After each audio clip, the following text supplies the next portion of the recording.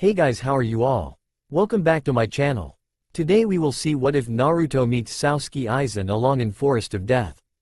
If you enjoy then please like, share and do comments. My name is Naruto Aizen Namikaze.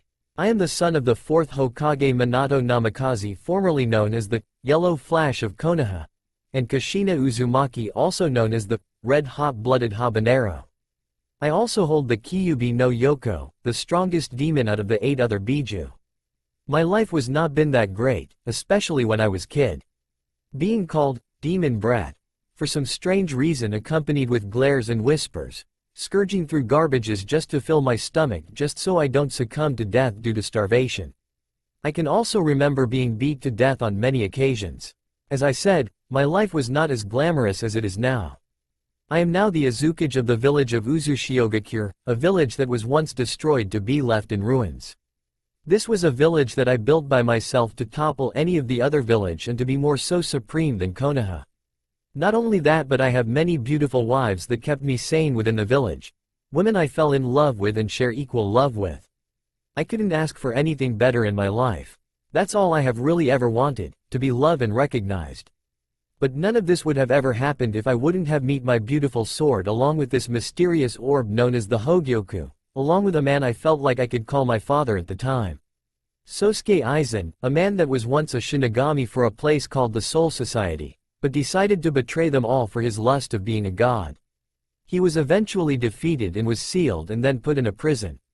But being in prison gave him time to think about his actions. This also theoretically sealed the Hogyoku within him, silently waiting for its successor. His sword or Zanpakuto, which he gave to me, is named Kyoka Sui Gestu, Mirror Flower. Water Moon. An ordinary blade with an ordinary appearance, yet in terms of its skill is nothing short of beautiful. Complete hypnosis over a person's 5 senses by just a glance of the blade. Flaws. Truly remarkable. Life is good now. I am also the most powerful shinobi in all of the elemental nations, given the first triple S rank, which states to flee upon recognizing me. Like they have a chance to flee anyways. This is my story of how I started from the bottom, then made it to the top. Come, and I will share this journey that I have been through with you. Here is my story. Love and recognition. 2 words I have been striving to attain for in my whole existence. But yet, these 2 words have always been denied to me. Why? I'm not completely sure, but I do hear people calling me Demon Brat, and glaring and whispering dirty things about me. Here I am again, in an alley looking for food. God, this stinks. I'm so hungry. Please let there be something in here. Aha. An unfinished stick of dango. This should do for now. I rejoiced. As I went to take a bite into the dango, I hear steps and low chatter approach me. Shit, I thought already knowing what is going to happen. A man with a Jonin flask jacket and some chunin along with civilians corner me within the alley. The Jonin steps out. Now you are done for, demon. We will finally get rid of you. You caused this village many deaths many years ago, so now we will put an end to you and avenge our loved ones. Fight or flight, this is what my mind was signaling me. My mind is telling me to run, and get away from these people. And so I did, but where do I go? Running, I come across something. Is that a small space leading out of the alley? Screw it, it's my only way out. I dashed towards the space soon after they started charging with kunais and shurikens in hand. My heart palpitating, I'm almost there. Squelch. Oh, I screamed. Damn it, I got hit. I don't even know where I'm going. Wait, is that a forest? Maybe I can lose them in there, worth a shot. I jumped over the fence and started to run without a destination, deeper into the forest. All the Jonins, Chunins and civilians stopped. Hey, what's the matter? Let's go get the demon, yelled a civilian to the Jonin. The Jonin spoke up, you must be crazy. This is the Forest of Death. Most Anbu think twice before entering here. In plus he's injured since I'm pretty sure I nailed him, so if he doesn't die of bleeding out, the forest will finish him off. Let's go. What they didn't know is the demon child was about to rock the village of Konoha. Hokage's office. The Sandaime Hokage, Sarutobi Hiruzen, nicknamed the God of Shinobi, a man who had survived 2 wars and mastered at least 1,000 justus, was now sitting on his butt signing through paperwork, customary to his position. Damn, my life has been consumed by these damn papers. Who the hell thought it would be good idea to make paper in the first place?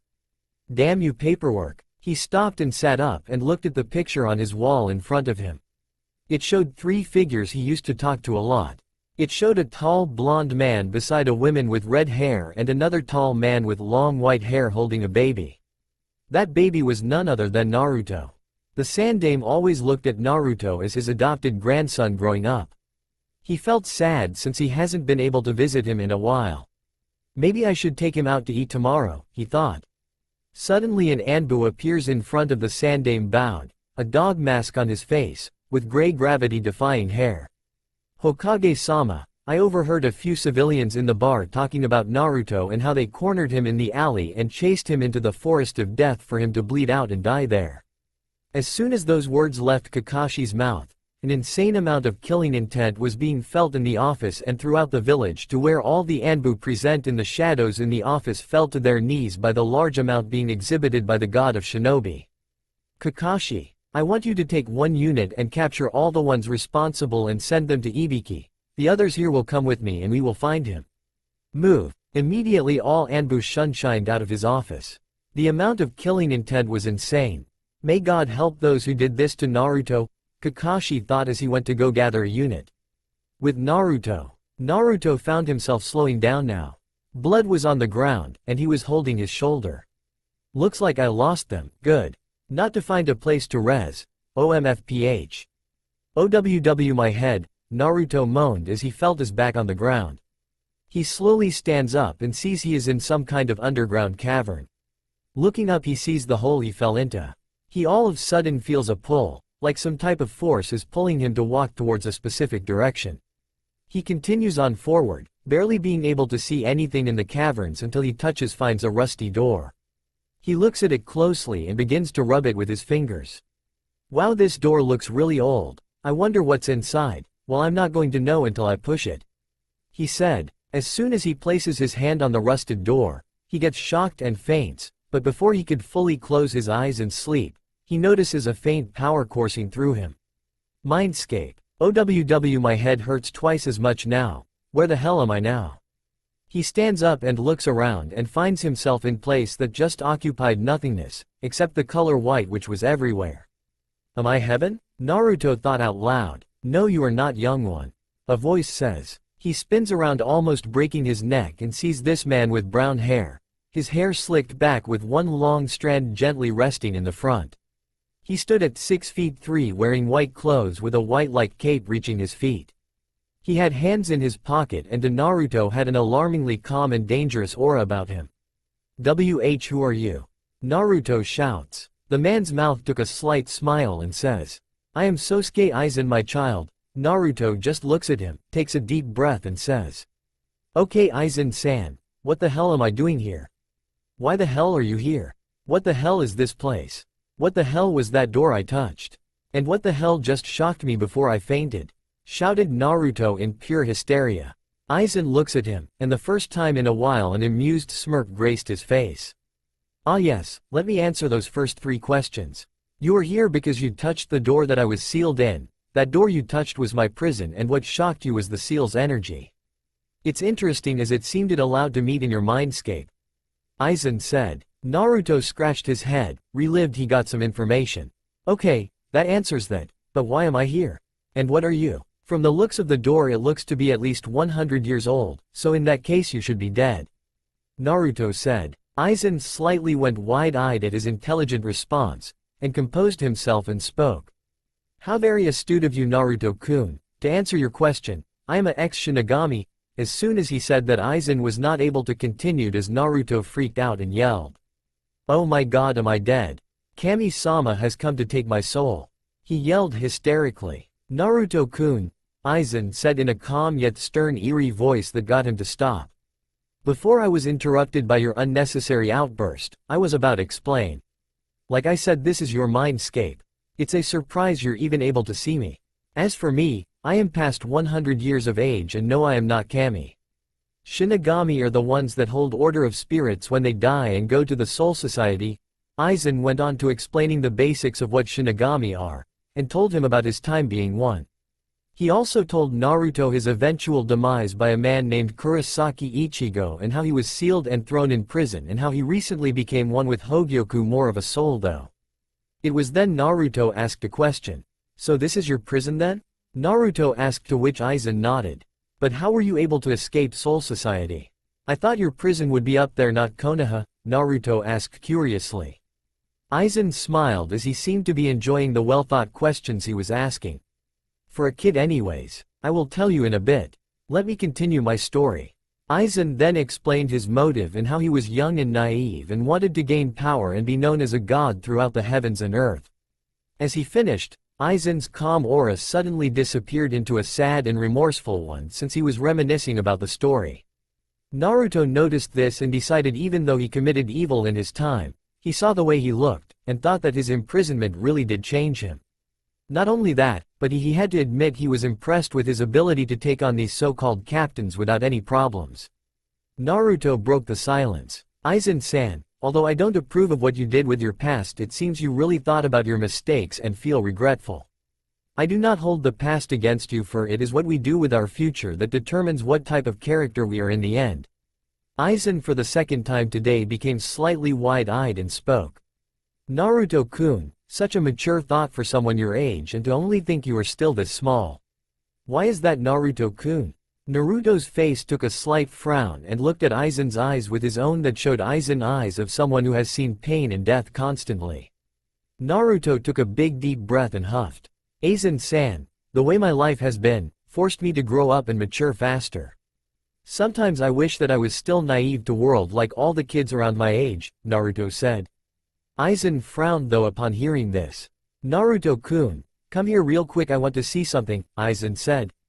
Naruto complied and slowly walked over to Aizen. Aizen had then put his hand over his forehead. With the power of the Hogyoku, he read Naruto's mind of his whole life up till now.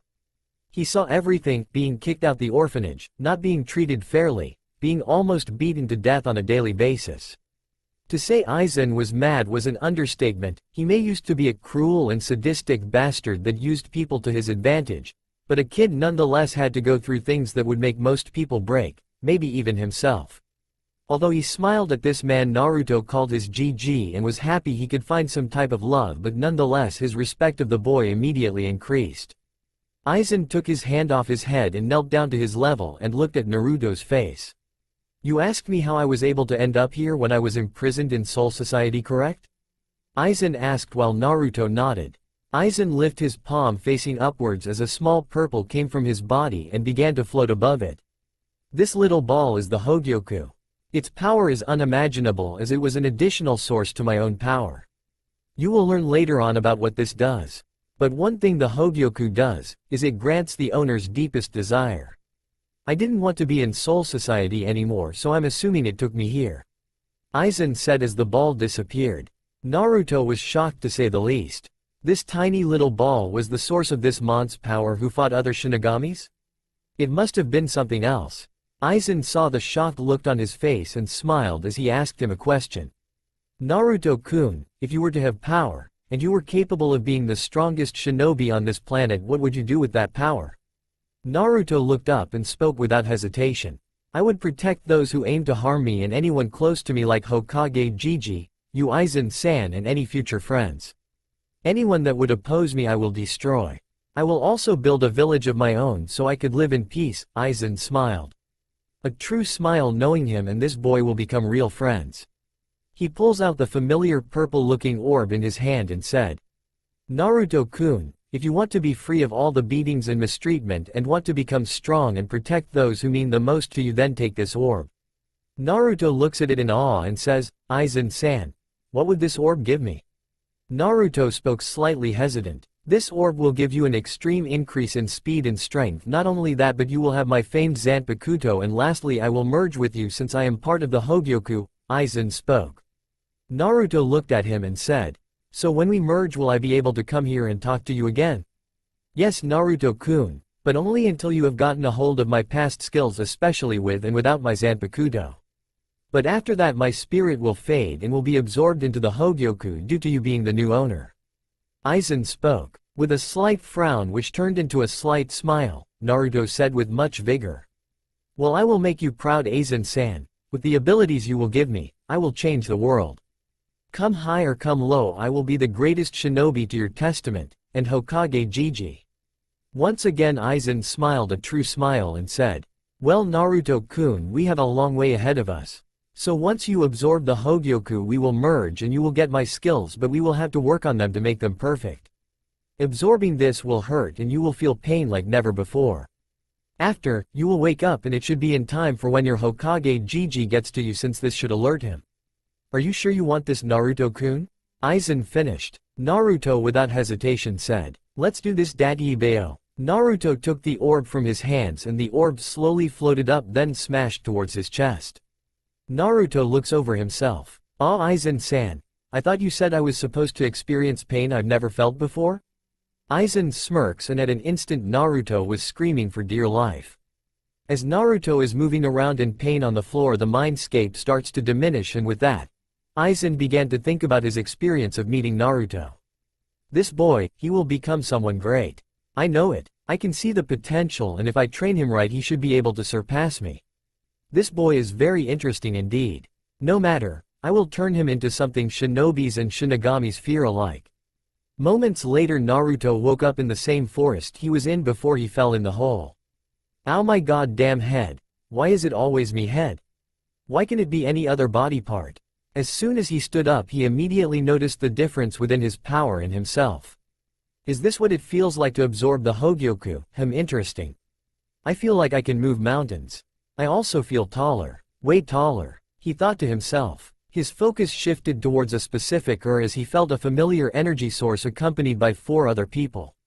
As on cue, Sarutobi arrives. "Naruto-kun!" Sarutobi yelled. Sarutobi lands and looks at Naruto in shock. Standing before him was not the short 4-inch kid that looked skinny as he remembered.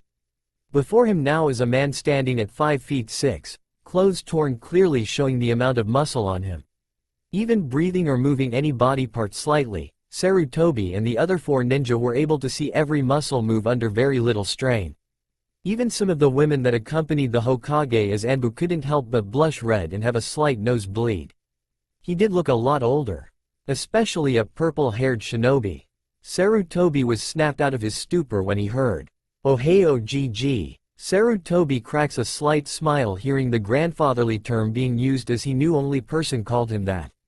"Naruto-kun, what happened to you? Why do you like you're a young adult?" Sarutobi said. "Ah yes GG, matters on this issue shall be discussed in your office away from prying ears," Naruto said, referring to the Anbu. Sarutobi looked at him in mild shock yet again. Where was the little hyperactive blonde that shouts and is impatient and yelling, "Daddy Bao?" The person talking to him here seemed very calm, cool and very collected. Snapping out of thought yet again, Sarutobi looked at him. Okay Naruto-kun, let's head back to my office."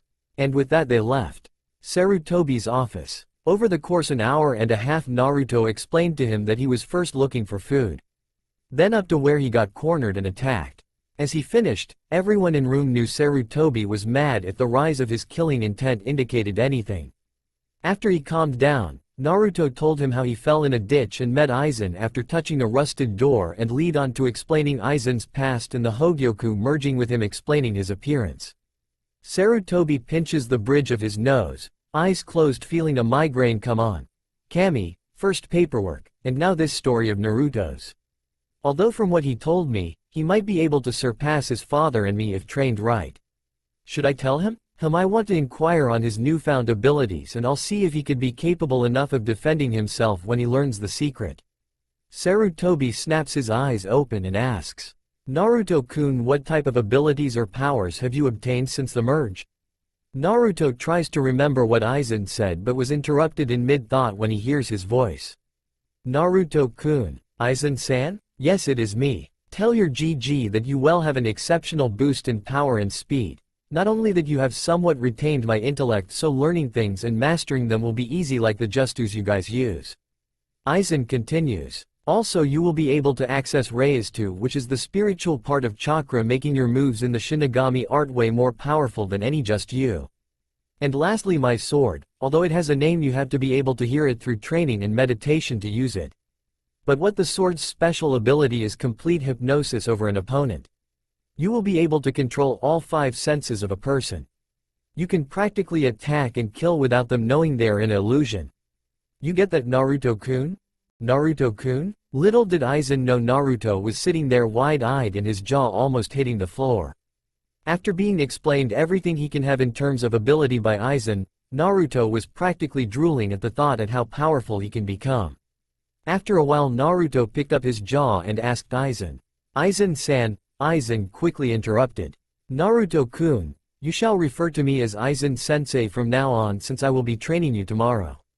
Naruto responded, "Ah, okay Aizen-sensei, should I tell him everything you told me?" Aizen thought about it. Yes, tell him everything except the ability of your sword. That will be your trump card, but knowing since we merged you will eventually use it to show who's more dominant, Aizen finished with a smirk.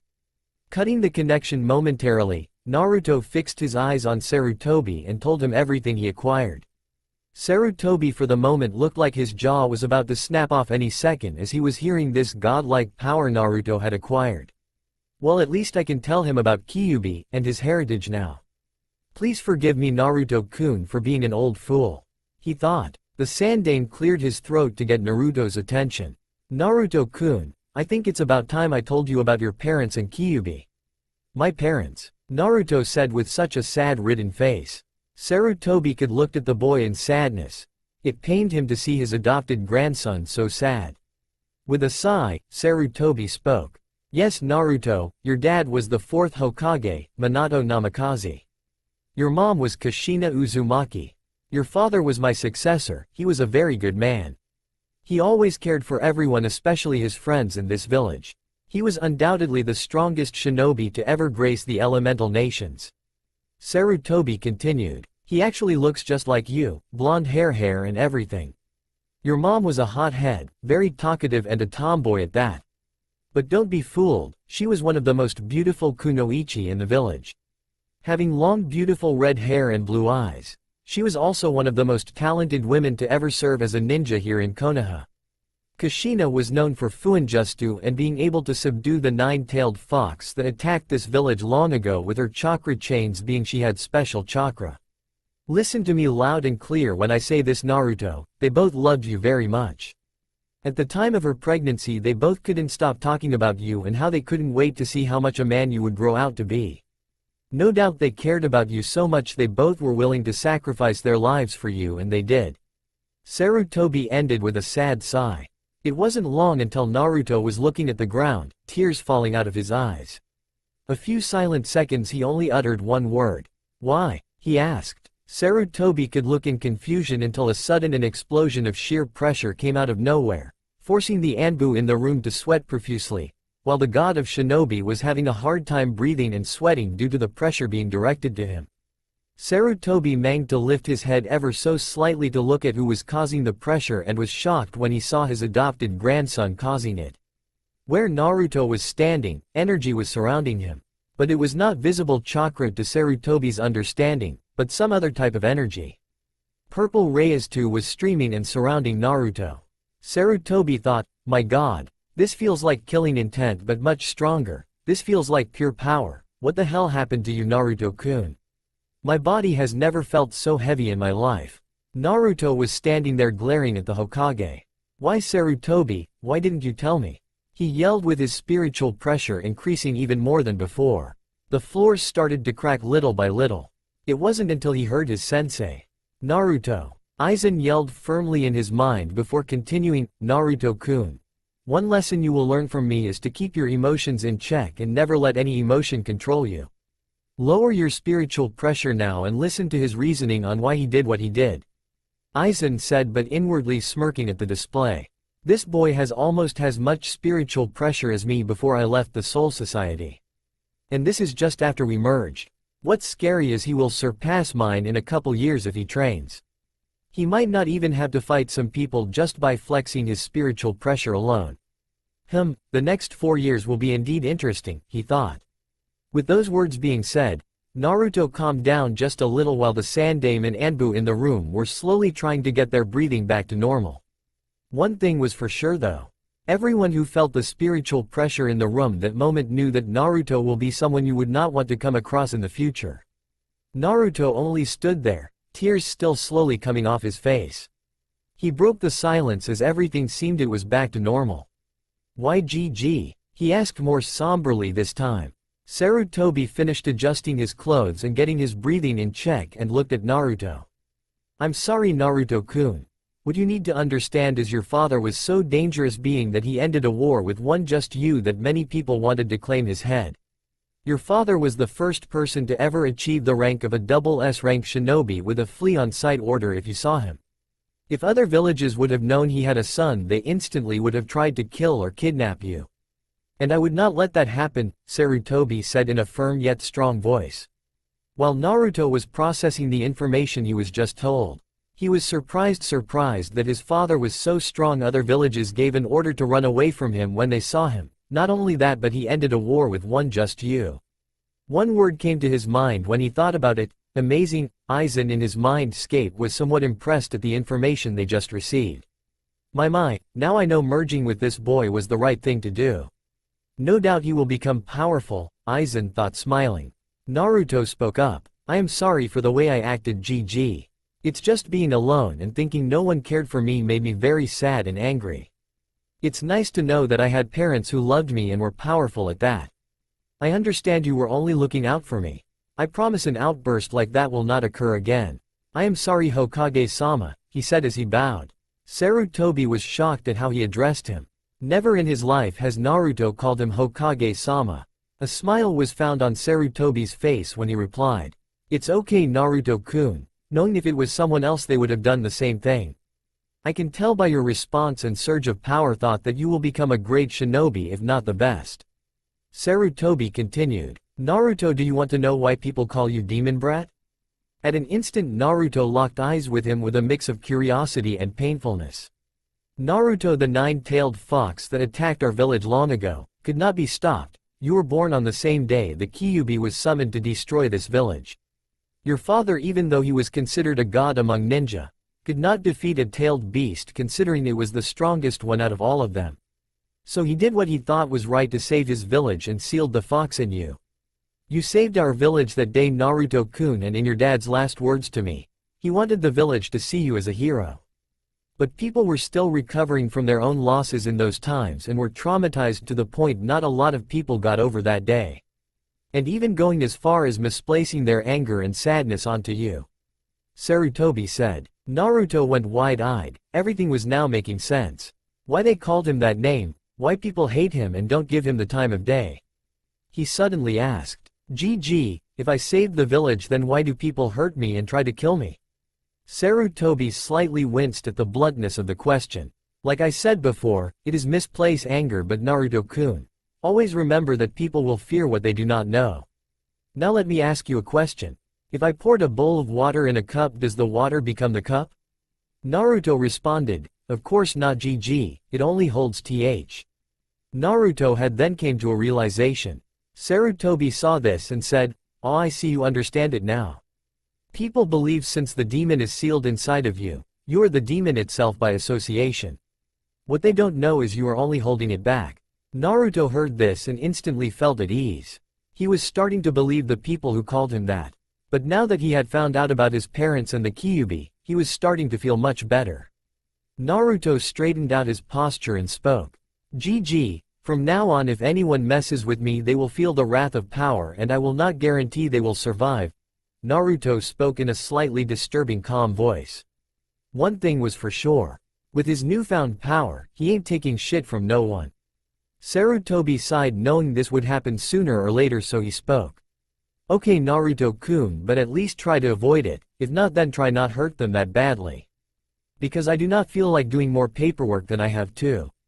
He said as both Sarutobi and Naruto shared a chuckle. I promise GG. Also GG, I also have a request, Naruto said seriously. And what would that be? Sarutobi asked slightly curious. I would like to train for 4 years in the Forest of Death without any interruption to increase my skills both in the Shinigami and Shinobi arts. After I would like to join the graduating class of the academy.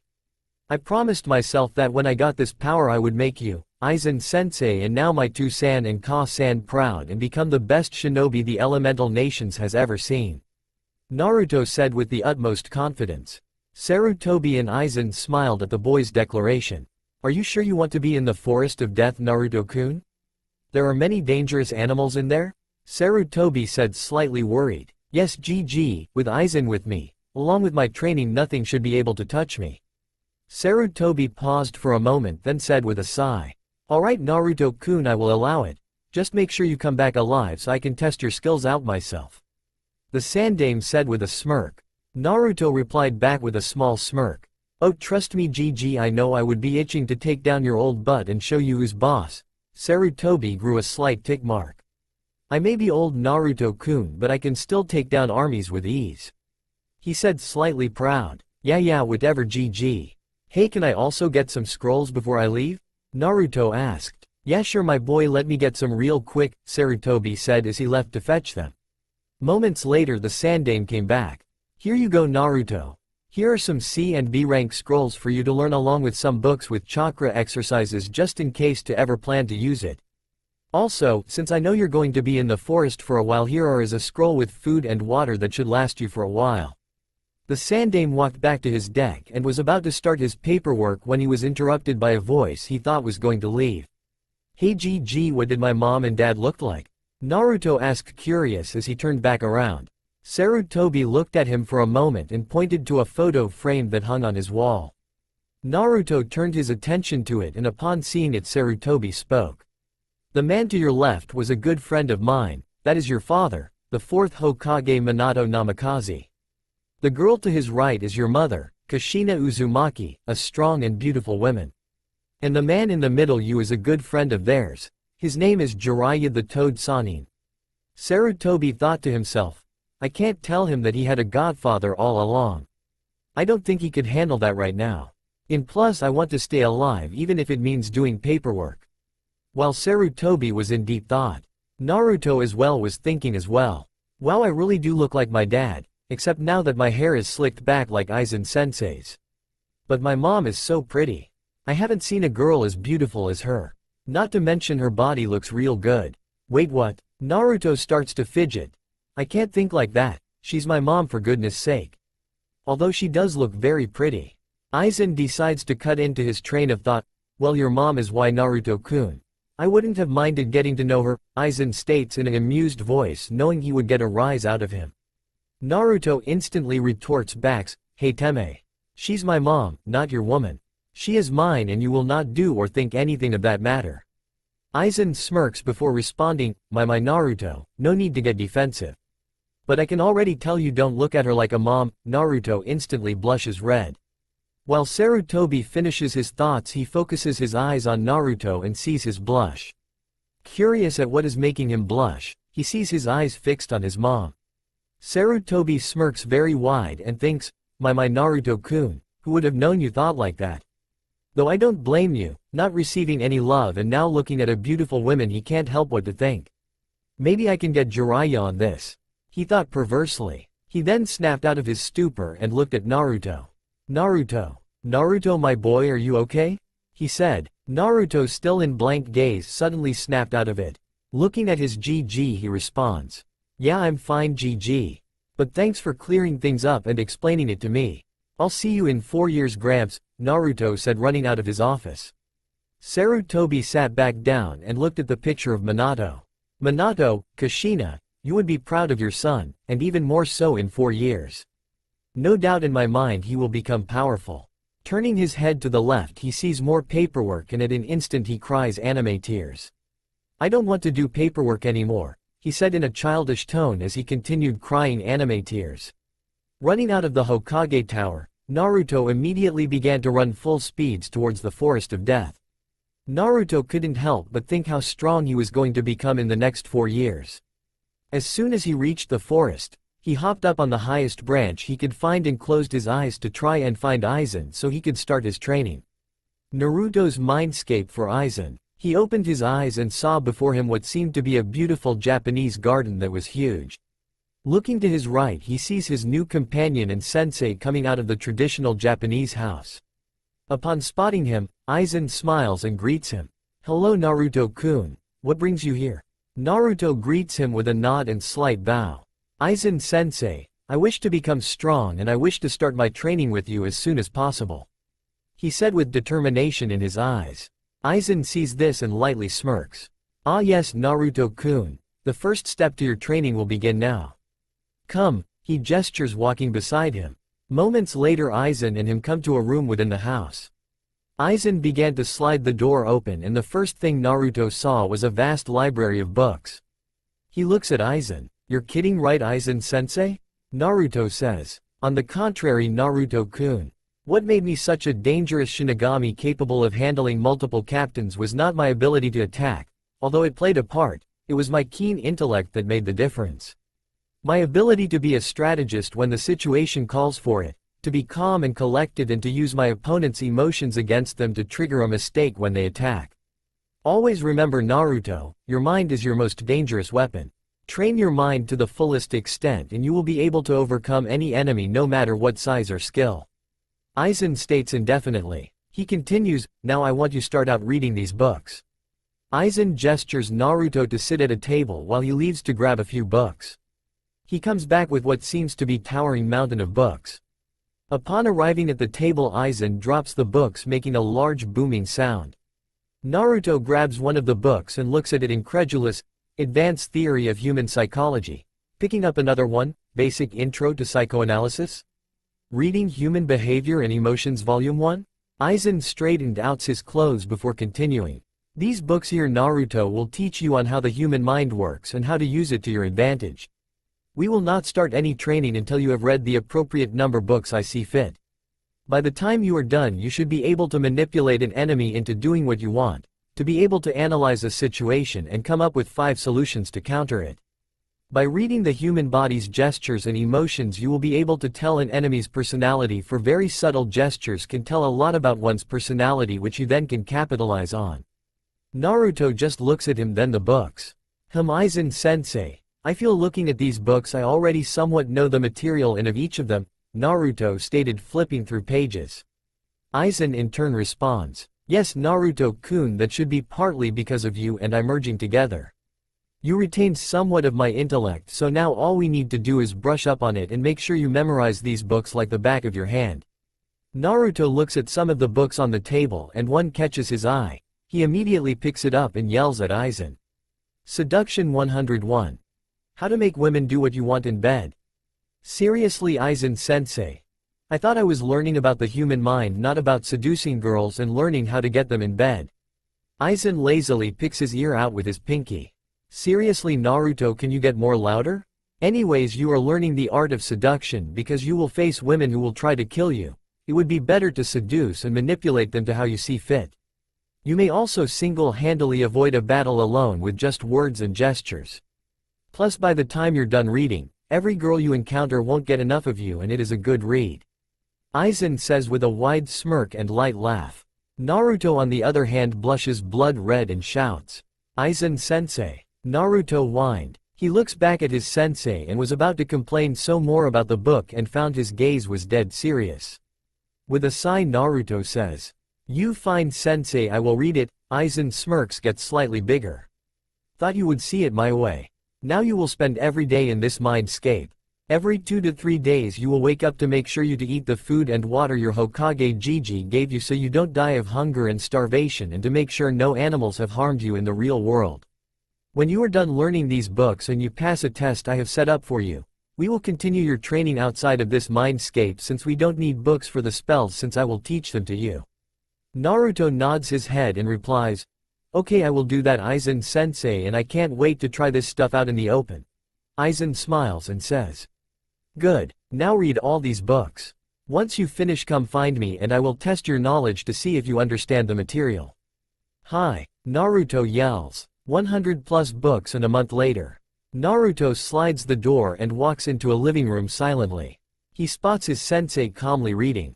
"Aizen-sensei, I believe I have read and mastered everything from reading and spotting emotions from the human psychology books to seducing women to my whim. I would like to test my knowledge and take this test so I may begin in training my skills in the Shinigami arts," Naruto said calmly. Aizen looks up from his book silently, then places his gaze on Naruto and says, "Oh, all right. I believe the time has come.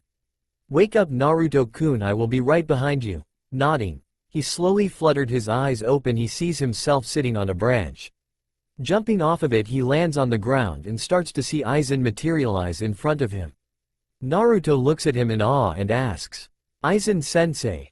How are you able to come out of my mindscape? I thought you were just a spirit. Aizen smirks smugly. Well Naruto, since I am fused with the Hogyoku I can materialize because of the power of it.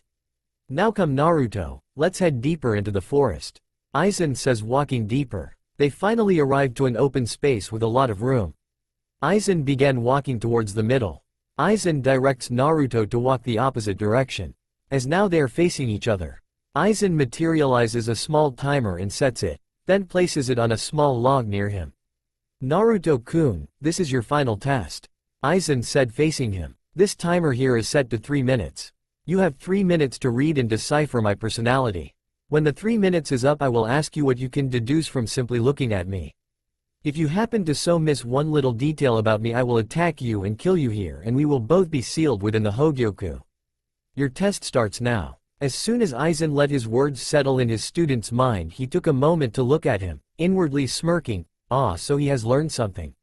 His demeanor has not changed even though I mentioned I would not to hesitate to strike him down and he didn't even flinch.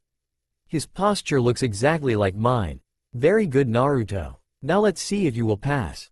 Inside Naruto was somewhat skeptical by his last statement, knowing it was not at all as it seemed. Running his mind through everything he has learned up till now he examined Aizen methodically. By his facial features, I can see he is relaxed. No facial muscles are tensed, no eyebrow twitching. His blinking of his eyes are controlled. But with a slight smirk I can tell he knows I am closely examining him. His arms are loosely hanged by his side, ready to pull his sword out at an instant. Chest breathing looks to be the same. His posture is tall yet relaxed. He believes he's still superior to me and has nothing to worry about. Naruto looks at the timer. It shows 1 minute and 30 seconds. Okay. Legs slightly bent so he has balance just in case I attack, or he does. Now to his feet. Well. What is this? Very interesting. Naruto says, more closely examining Aizen's feet. Shifting from the balls of his back feet to its regular posture. And his left leg slightly inching forward. Ah, that just confirmed my suspicion to his last statement. Naruto thought very proudly. Regardless if I answer this wrong or right, Aizen-sensei is going to lunge and attack me. Very tricky of you, Aizen-sensei. He must expect me to counter. Now to divert an oncoming attack and counter. His sword is on his left side, which tells me he is right-handed. When he pulls it out he will slash with a wide arc, or his sword will come down to slash me. His 2 legs are slightly more apart than usual, so he will use a wide arc to overpower me, so he will compensate for the speed and balance he could have had in straight slash. Okay, I know what to do. Bring it, Aizen-sensei. Ring. Aizen stops the timer. So Naruto-kun, what can you deduce from just looking at me?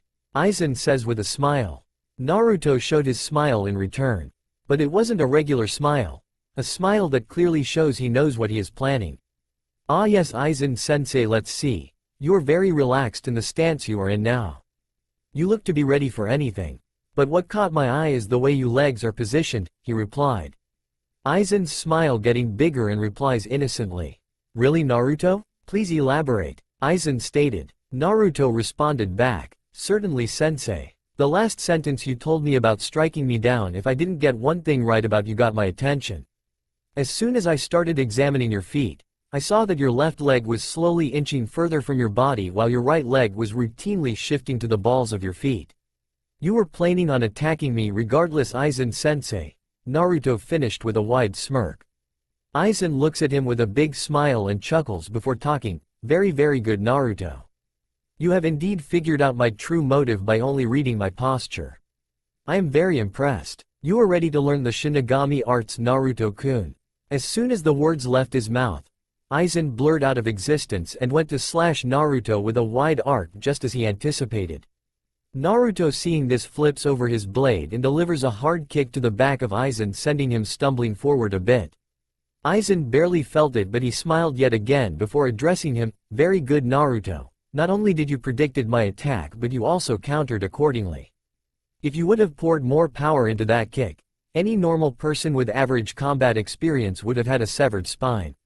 Naruto smiles and bows. Thank you, Aizen-sensei. When can we begin training? Aizen lets out a small laugh. Already wanting to go back to training, huh? Well, let's begin now. Yosh. Naruto yells, following Aizen in tow. While walking forward to find another training ground field, Aizen thinks about the upcoming years. These 4 years are going to be interesting. Only a month and he is able to read me. In the next few years he will become the most deadliest shinobi in his village. And then we will show them the definition of fear, he thought with a smirk. First year training. Alright, here we are, Naruto-kun. Naruto stops right beside Aizen to see where he was brought. They seemed to have ventured further into the forest past a tower they saw on the way here. In front of him was an even bigger field with massive-sized trees and boulders. Aizen tells him to sit in the middle of the field. While he does this, Aizen begins to explain. Naruto-kun, the energy you have within you is called Riryoku.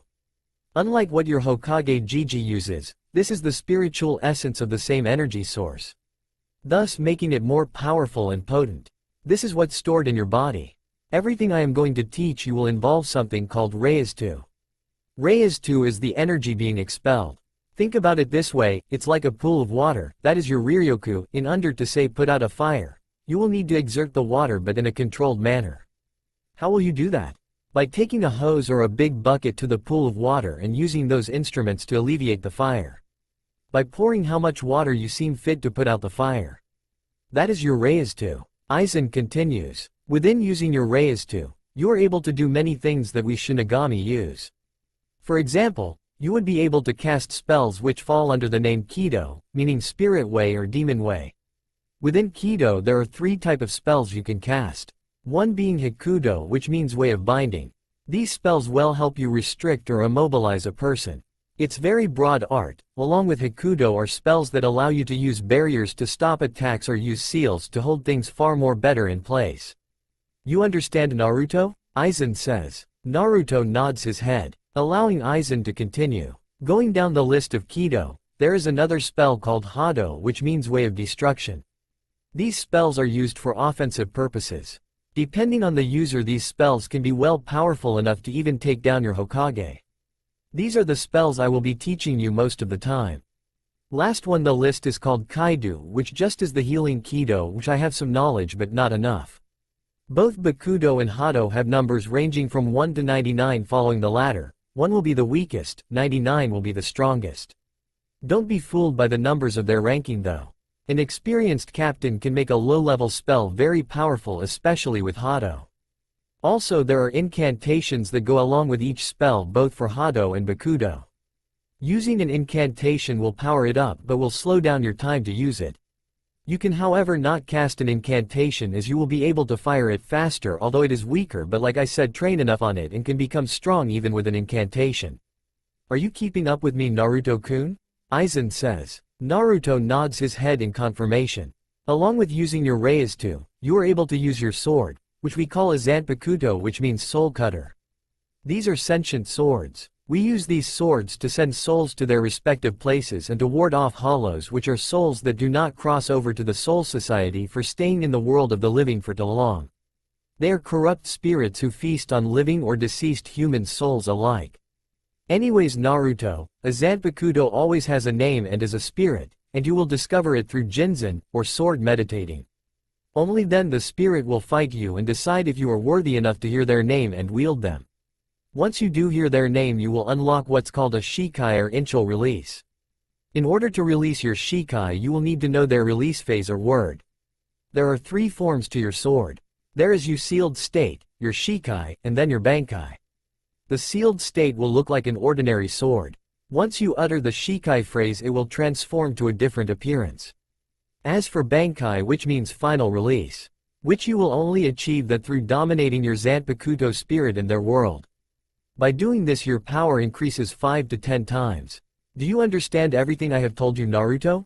Aizen said while looking back at Naruto, who looks like is trying to absorb everything he just said. Naruto sighs and runs a hand through his blonde hair, leaving a single strand in the front. Yes, I do, Aizen-sensei. The power I need in order to do Kido is based on my Reizu, which I get from a pool of energy inside me called Riryoku. Also, there are 3 types of spells that fall under one category, and within that category, I can either heal, attack, immobilize or defend.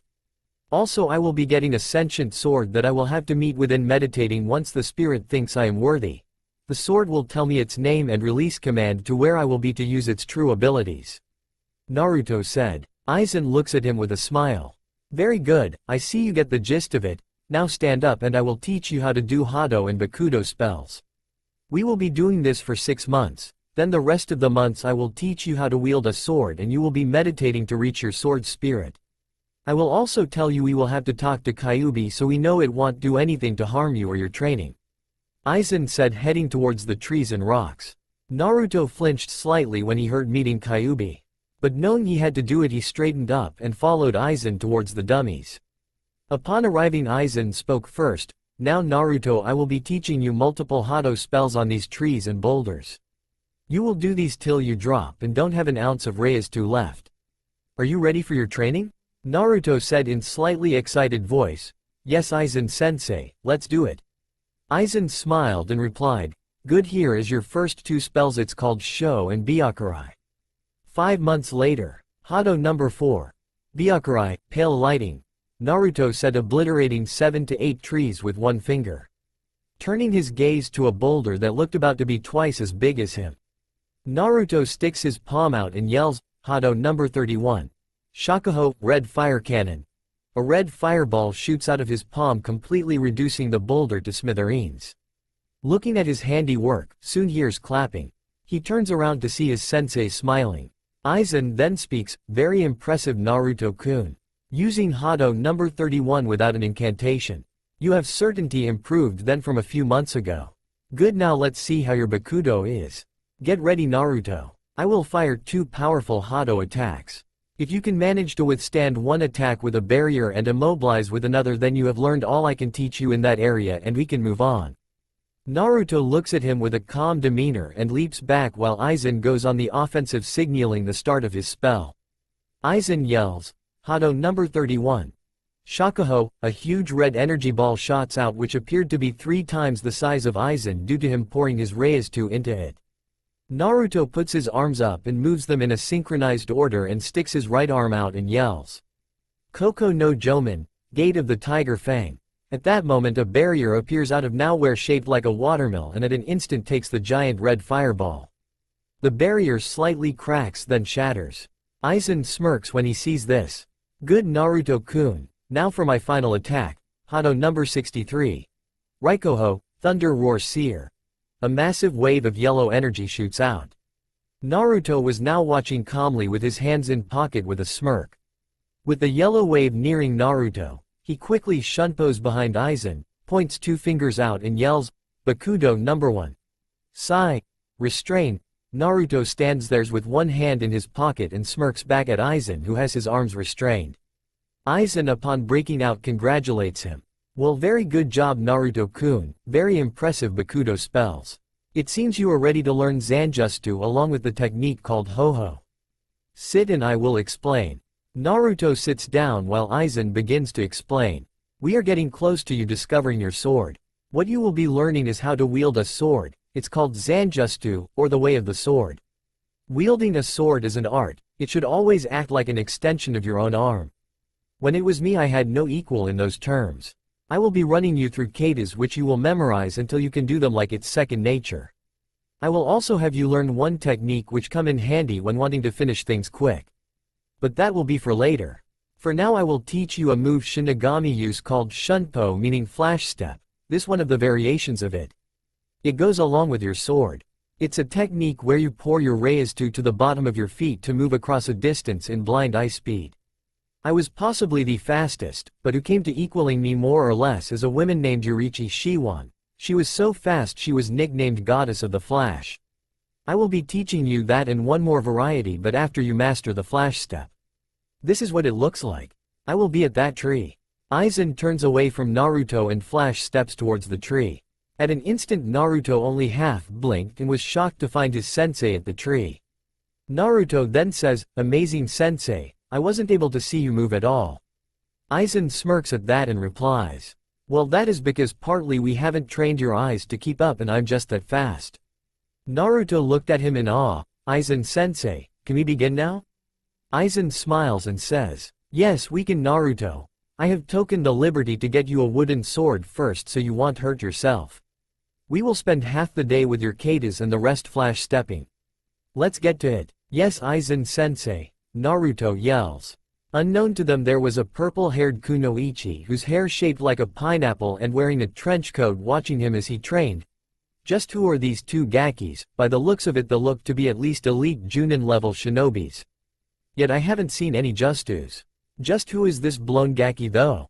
I might just have to keep an eye on them and an extra eye on the blonde one, Kukuku, she thought mischievously before disappearing. 6 months later. Clang, clang, clang. Both Aizen and Naruto separate from each other. Then at an instant both flash step and disappear, only to clash swords with one another. This lasts for about 15 minutes, both not showing any slight fatigue or emotion. They both back up yet again to face each other until Aizen speaks first. You have improved dramatically. Your strokes are almost flawless. And your flash step is almost equal to mine. That is enough for today. Tomorrow you will talk to the Kyuubi. Understood? Naruto replies in a cool, calm tone. Yes, Aizen-sensei, I am ready to face anything that will come my way. They will be nothing compared to me. Kyuubi or not, they are only mere ants. Naruto says. Aizen smiles at his response. Great, now go rest for tomorrow. The next day, Naruto wakes up early in the morning and starts to meditate to try and find his way to the Kyuubi's mindscape. Kyuubi's mindscape. Drip, drip, drip. Naruto opens his eyes and sees he is in a sewer. Dark, damp and eerie is what Naruto could describe it as. Walking forward, he starts to see a huge cage with some type of seal on it. Walking closer, he hears a low growl and then a full growl that flies past him with such intensity his hair and clothes almost look like they're about to be torn off. Inside, Naruto was unaffected and merely got closer. Then he hears a booming male voice. Well, it finally seems my insignificant vessel has come to finally greet me. The Kyuubi says, coming towards the cage in all its glory. Naruto, looking at the gigantic fox, very calm and collect as ever, responds. I am Naruto, and so you are the Kyuubi no Yoko, huh? I believe the stories about you were an understatement. You look like nothing but a weak fox who is trapped in this cage. Nothing but an ant compared to me. Tell me, how is it living in that cage? Must be very infuriating, is it not? Kyuubi suddenly roars. You insolent little whelp. I am the Kyuubi no Yoko. The strongest demon out of them all and the one that raised Konoha to the ground. So you will respect me and my power even if you are cute, Kyuubi says, raising its killing intent towards unimaginable levels. While Naruto sits there, his eyebrows raised, and begins to talk. Cute, huh? I assume by that statement you are a woman. Do you have a human form you can show me? Kyuubi was a little taken back by the assumption. Refocusing, she responds. Why yes, I do, Naruto-kun. Kyuubi responds coyly and transforms. In front of Naruto is not the gigantic fox anymore but a woman. To be about 5 feet 6, very slender frame, face of a goddess, long red hair that looked to reach her mid-back, a very well-endowed chest, if Naruto had to guess it would C-cup borderline D-cup. Along with the widest, long and slim tender legs he has ever seen. It only added to the fact that she was naked also. Kyuubi sees Naruto checking her out and she can't help but check him out herself. This man was tall, slicked-backed yellow hair, with a single strand on his forehead, hands in his pocket and a chiseled face. She can tell through the civilian clothing he was wearing he has a unbelievably nice body. Although she wasn't showing it, she really wanted to just pounce on him. Naruto snapped her out of her thoughts when he spoke. Wow, such a beautiful woman. Not only has power but beauty as well. Naruto walks over to her and takes her hand and places 2 tender kisses on it and says. Let me reintroduce myself. I am Naruto Namikaze. Do you have a name, my beautiful vixen? Naruto says with a slight smirk. Kyuubi on the other hand has never been so flustered in her life.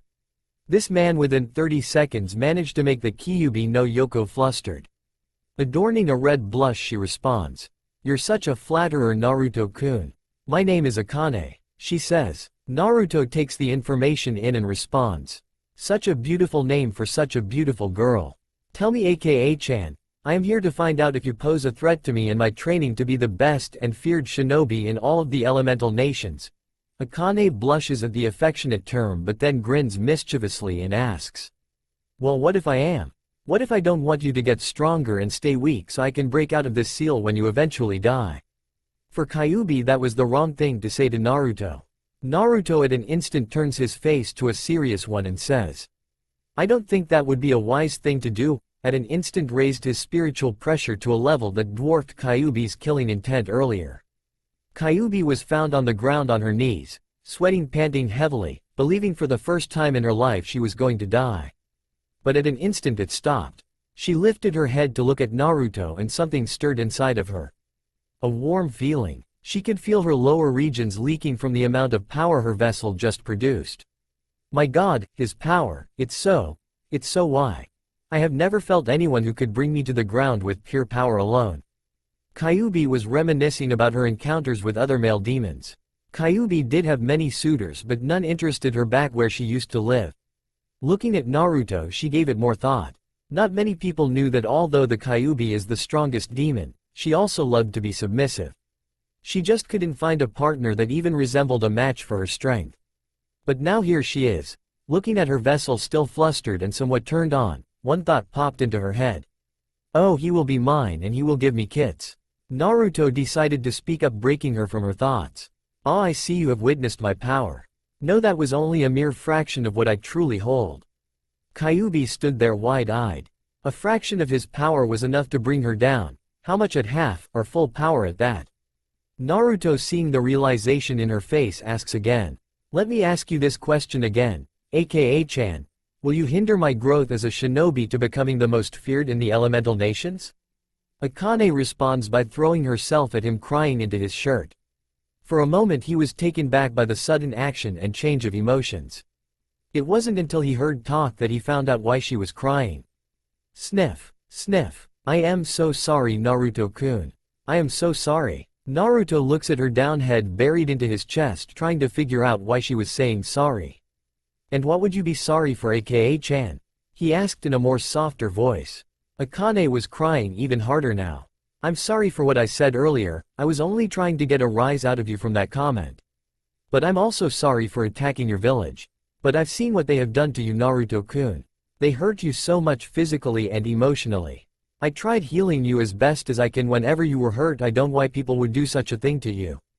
I'm just so sorry. Please, Naruto-kun, please forgive me, she cried hysterically. Naruto slightly stiffened when he heard that she saw the things that hurt him, but he was slightly relieved when he heard he was constantly being healed by her. He always wondered about that. He used to think everyone was like that. Taking off his calm collective Aizen facade, he spoke in that soft tone again. Aka-chan. Akane looks up at him, red and puffy-eyed. He starts to caress her face only for her to lean into it before continuing. Aka-chan, I'm glad that you were there for me when no one else was. And I'm glad you are apologizing for attacking the village. The past is in the past. Let's start by reshaping our future. Together, getting to know one another. Naruto said, smiling. He continued, although can I ask you favor, aka-chan? He said a little more seriously. Sure.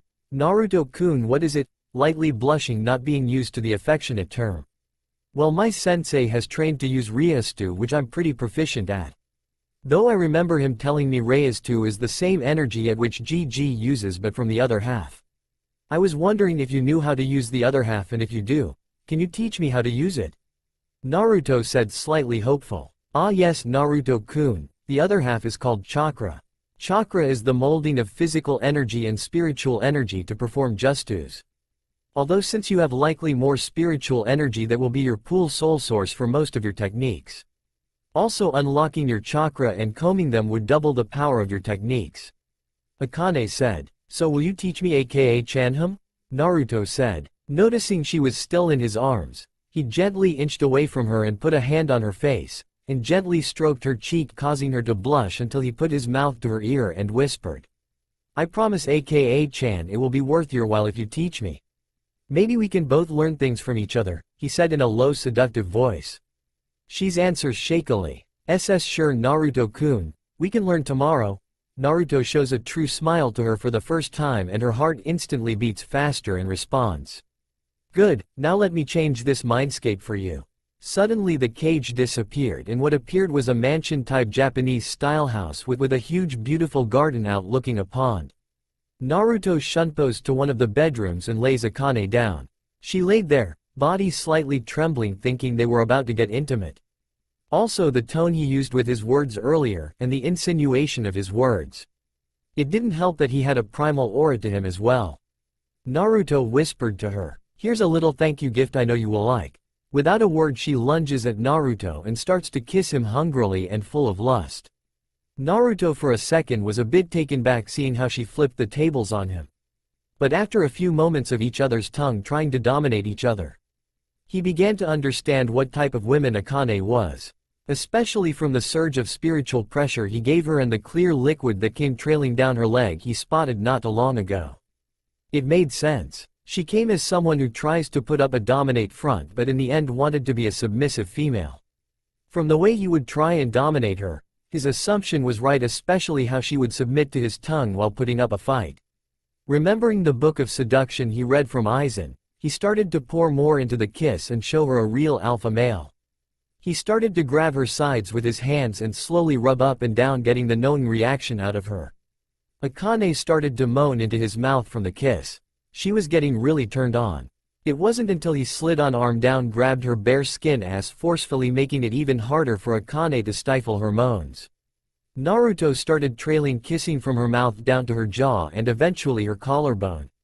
Moaning in bliss she tilts her head, giving him more room. She couldn't take it more. She can feel the bulge on her leg. Her hand started to slowly trail down his chest to grab his crotch, but suddenly a hand gripped her wrist firmly. And she heard a whisper.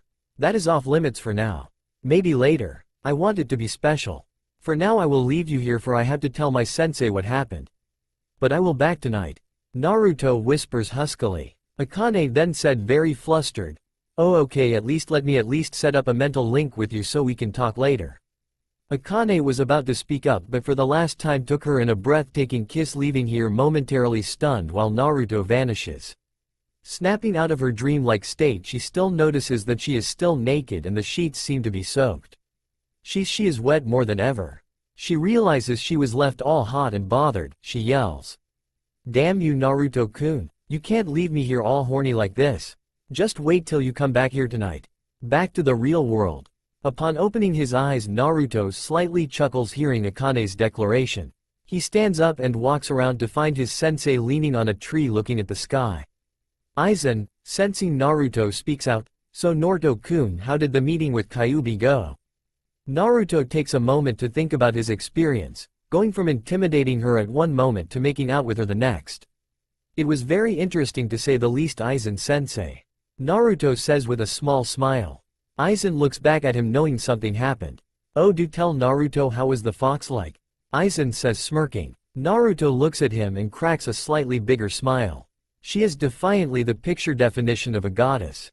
Not only that, but she will not harm my training. In fact, she will do the opposite."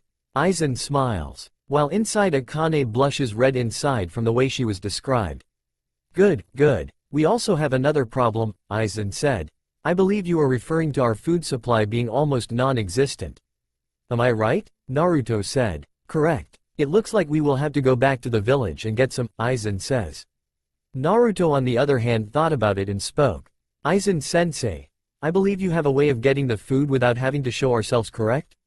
Aizen smirks. "Very much so. Tell me, Naruto-kun, how do you think we can get in a grocery shop without people knowing who we are?" Naruto takes a moment to think about it. "I can't do any justice, for I haven't unlocked my chakra yet. We can't sneak in there, for Aizen-sensei never taught me stealth. I also can't ask GG Ether. The only option I can think is to." "I see. That could very well work. And it will be a good way to test it out." Naruto smirks back at Aizen. "I see what you have planned, Aizen-sensei, and I believe it will be a good way for me to see if I improve," Aizen chuckles. "Well, then we leave as soon as it gets dark." Little did Naruto know he was about to encounter a situation that would really test his skills. The sun began to come down. Naruto looked at his sensei and spoke. "Aizen-sensei, it's time." Aizen looks back at him and says, "Indeed it is. Let's see whose shunpo is faster, Naruto-kun." Naruto with a slight smirk replies, "I believe mine would still be faster, Aizen-sensei. I am already at your level, and in 3 more years I will only get stronger." Aizen replies, Let our actions do the talking, Naruto. Let's go. Both figures blurred out of existence, each blurring out of the forest at breakneck speeds. Reaching the gate, they see the two gate guards asleep. Aizen sees this, says, "Let's move faster, Naruto. The goal is to be in and out in 40 seconds to a minute. Grab as much as you can and what you need." Naruto looks at him and smiles. "Yes, I do believe we should speed this up. I will only take what I need that I know will last me for a while. So I limit my visits to the village." Aizen looks at him and smiles. "Good idea, Naruto-kun. There's the store, let's go." 1 minute and a mad store owner later. "Well, it seems like we accomplished our goal," Aizen said, carrying a few bags. While him and Naruto were shunpoing back to the forest of death, they both hear a woman's scream coming from a compound ahead of them. "Help! Help me, someone, please!" Naruto and Aizen instantly perk up and stop. Naruto gives Aizen a silent signal telling him he's about to go and found out what's going on. Aizen smiles and looks at him, then the knight, and says, "Helping people within your village even after what they have done to you. You're a good kid, Naruto. Doing something I would have never thought about." Naruto flashes a true smile. "Hi Aizen-sensei. You should know me by now. None who oppose shall live to see another day," Naruto said, putting his Aizen facade. He was about to shunpo before Aizen stopped him. "Naruto, switch me swords." Naruto's head snaps back wide-eyed. "Sensei, why? Surely I am not ready to handle something as beautiful or powerful." Aizen chuckles. "I believe you are ready to handle my sword. Your katas are flawless. All you need to do now is just get used to the blade." Aizen unties his sheath and gives him the sheath with the scabbard. Naruto takes it into his hands somewhat shakily. Taking off his sword and sash, he trades Aizen. Marveling at how beautiful the blade is, he ties the green sash on his waist and securing the sword.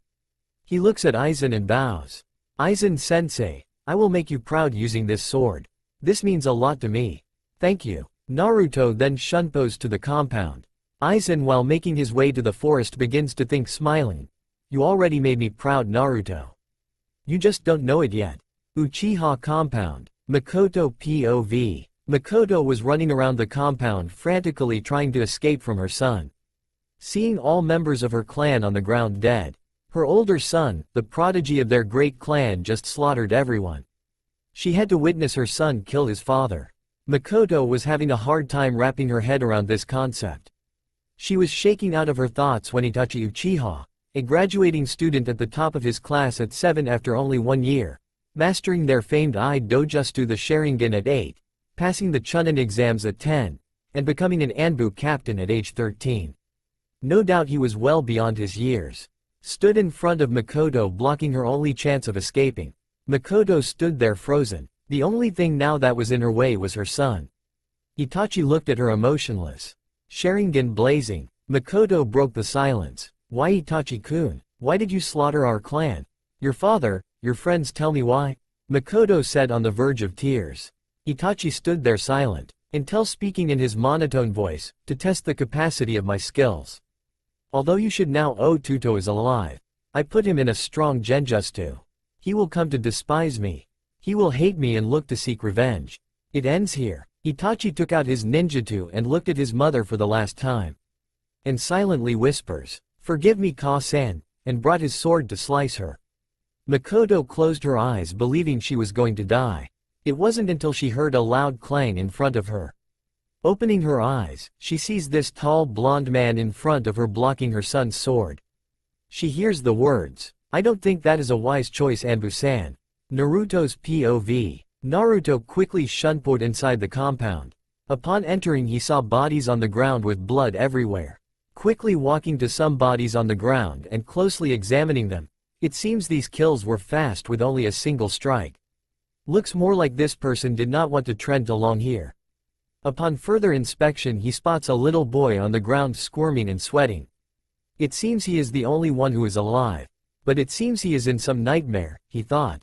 Quickly picking him up and setting him down near a house. He quickly shunpos further into the compound and he comes to see two people. A man and a woman. By the looks of it, she must have been the one who was screaming. Seeing this man pull his own sword coming down with an attack, Naruto quickly drew his sword to block his and said, "I don't think that is a wise choice, Anbu-san. Normal POV. Itachi was naturally surprised to who this man was that blocked his sword. He backed up from him and examined him. He looked to have normal civilian clothing on but with a green sash with a black scabbard. He responded back, "Who are you and what are you doing here?" Itachi said, forming his Mangekyo Sharingan. Naruto looks at him with a calm face and sheathes his sword and responds, "I am here for I heard someone screaming and as a concerned citizen I came by to check." Itachi responds, "From the way you drew your sword you don't look a civilian. Who are you really? That really isn't important now, Anbu-san. Tell me, why have you gone and murdered everyone here? I am very curious to hear your response." Itachi responds with the same answer he told his mom, "I did this to test my capacity of my skills." Naruto looks at him questioningly, "To test your capacity, huh? I hardly believe that's the case, Anbu-san. Why kill people who aren't up to your level when you could have clearly tested your skills among your fellow Anbu?" Naruto said. Itachi for the first time in a while became slightly stunned at his statement before Naruto continues, "So tell me again, Anbu-san, what is your true motive murdering everyone here?" For a while Itachi didn't respond. He charged Naruto with his sword in hand, planning to end him by slicing him down. It wasn't until Naruto did something that surprised him. With one hand in his pocket, Naruto quickly drew his sword, with the other hand blocking the downward strike with ease. Pushing Itachi back with his sword, he turned his head to Makoto, who was still frozen in place, and flashed her a slight smile and says, "Do not worry your little beautiful face over this. This will be quick." Makoto on the other hand blushes from cheek to cheek from the compliment she was given. She begins to wonder who this man is. Who is the blonde man? By the way he handles his sword he must be good if he can block Itachi-kun with such ease. Itachi-kun isn't a slouch in all means. Makoto starts to look at him up and down more closely. "My god. Look at that body. I can literally see every muscle on him. Man, I can just picture him being on M. Bad thoughts, Makoto, bad thoughts. He's probably half my age. But my god, look at him," she said somewhat dreamily. Naruto on the other hand sizes up Itachi. "Very good, his form is good. But not as good as mine. His stance is very loose with a few holes. But it mainly relies on speed. His footwork is good from the way he charged at me. But what is with those eyes? I've never seen them before. It must be an enhancement to his skills if he has them activated. But to what? His physical skills, his chakra. Well, let's see how he proceeds." Itachi, flashing through hand signs, yells, "Kaden. Gokakyu no Justu, great fireball technique." A huge fireball shoots out of Itachi's mouth and heads towards Naruto. Naruto, unfazed, shunpos right behind Itachi and whispers, "Too slow, Anbu-san." Itachi hears this with wide eyes. He didn't even see him move. Capitalizing on Itachi's stunned state, Naruto draws his sword to slice him on the back. Itachi grunts, while Naruto flicks the blade with blood on it off. Itachi then begins to fight him in taijutsu using a high-level stance. But much to Itachi's surprise he is dodging with much ease. Backing off, Naruto begins to talk again. "Very good, Anbu-san, but in terms of skill you are nothing but a speck of dust compared to me." Itachi, knowing he was trying to get a rise out of him, says nothing while Naruto continues. "Tell me, is this what Anbu are capable nowadays? Looking at your skills I assume you hold a high position. But why is it you cannot still strike me? I will tell you why. You skills in Anbu standards are great, but compared to me I am on level you will not ever attain." Itachi, a little miffed, locks eyes with Naruto and whispers, "Tsukuyomi, Moonreader." Naruto opens his eyes to see him shackled to a cross. An illusion. Impressive. But this still won't hold me, Naruto thought. Itachi appears in front of him. "In the world of Tsukuyomi I control time and space. For the next 72 hours you will live to see yourself die over and over again." Itachi said, examining the look on his face, was shocked to see Naruto void of any emotion and more shocked at what he did next. "It seems your eyes enhance your reflexes and gives you powerful techniques such as this." "Like I said, not enough," Naruto says, but instantly flares his Reizu. Purple Reizu surrounding him, causing the illusion to crack slightly and then shatter.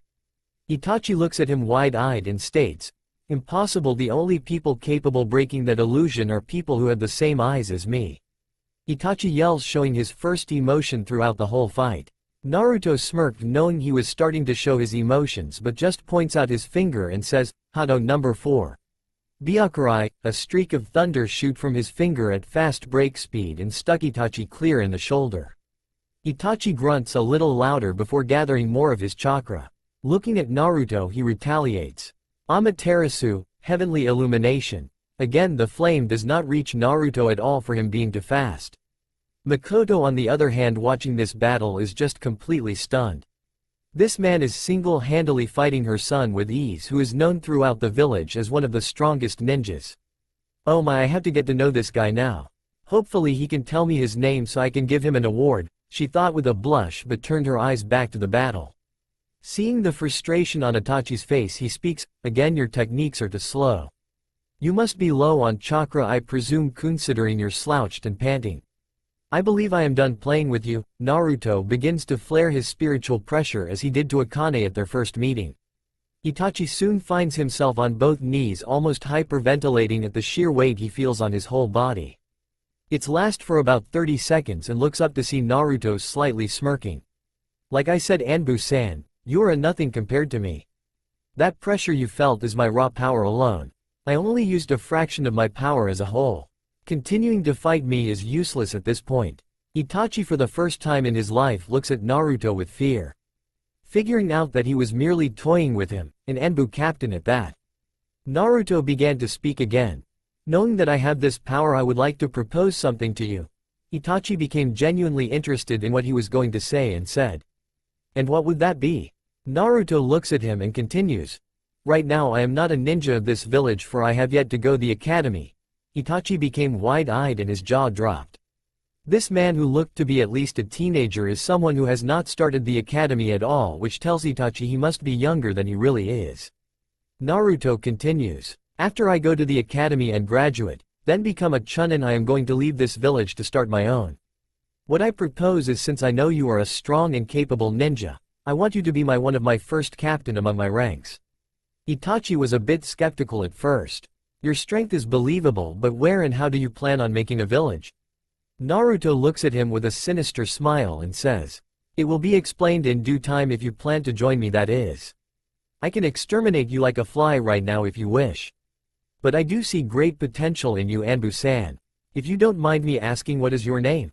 Itachi hesitates, then responds, I am Itachi Uchiha of the Uchiha clan. What is your name? Naruto runs a hand through his hair and says, I am Naruto Namikaze. So Itachi-san, what do you say? Itachi and Makoto for one was stunned hearing this. Naruto, as in Kushi-chan's child? Wow, never expected that, Makoto thought. Itachi for one is still wrapping that head around his name and remembers. He's heard of him as the Jinchuriki of the Nine-Tailed Fox. He also knew the treatment the villagers gave him, for he was one of the Anbu that was assigned to watch Naruto whether he knew it or not. Breaking him out of his thoughts, Naruto continues, Itachi-san, I sense Hokage GG and 4 other energies on their way here. Make your decision now, Naruto said, a little more intimidatingly, rising his spiritual pressure again. Itachi instantly recognizes the power and quickly responds. Give me time to think about it, Naruto-kun. All I can say is this was a mission given to me, for I will become a new nin. If I'm correct, we will see each other again very soon. Naruto sat there examining his options of his response. Sensing no deception, he responds. Very well, Itachi-san. I will let you leave. You better make sure we do keep in contact. If not, I will find you myself and will show you power you have yet to see. Naruto says indifferently. Itachi nods his head and says, yes, we will. And also, can you please look over my Ka-san? I'm not sure how my brother will react to this incident, but can you also keep an eye on him as well? Naruto nods his head. Very well. Make sure you contact me in 3 to 4 years' time, for I will become an official ninja and set my plan into motion. Itachi turns around and about to set off until he says, Naruto-kun. I knew your parents, and they were good people. They would be proud of you. Naruto stiffens at the confession but smiles at him and says, I know, Itachi-san. This is why I'm doing this. For the people I care about. Without a word, Itachi disappears. Turning his gaze back to Makoto standing there in complete shock. It was until Naruto snapped her out of it and said, are you okay, pretty lady? Makoto blushes again and says, why yes I am. Thank you for saving me, I surely thought I was going to die, she said before throwing herself into the arms of Naruto. Being Naruto as he is, he puts his hand on her back to gently soothe her and starts whispering things in her ear to cool her down. Couple of moments later her crying dies down and she starts to inch away from him. Naruto couldn't help but take a good look at her. She was beautiful in his arms. A fair complexion, with beautiful long black bangs come down her face with no blemishes. She looked to have a slender frame and he could tell she was a ninja from her toned slim legs, along with a chest that looked to be at least D-cup holding firmly in her bra. Makoto on the other hand was enjoying being engulfed in his arms. Feeling all his muscles from his arms to his chest. Being held in his tight muscles had her feel safe. His aura was the most interesting to her. It made you feel as he is closely examining you just to break you down. His aura made you feel like you are nothing to him and you can't touch him as he fights. On the battlefield he seemed like her older son, if not more serious on a scarier scale. But now his aura feels like he will take care of you. And nothing will harm you. Being interrupted out of her thoughts by a hand to her chin, Naruto brings her chin up and asks, "Are you okay now?" She could only nod. He asks with a grin, "So can I get the name of the princess I just saved?" Makoto can only blush hard and stutter out, My name is Makoto. Makoto Uchiha." Naruto smiles at her more, giving Makoto a harder blush. "That is a beautiful name, Makoto-chan.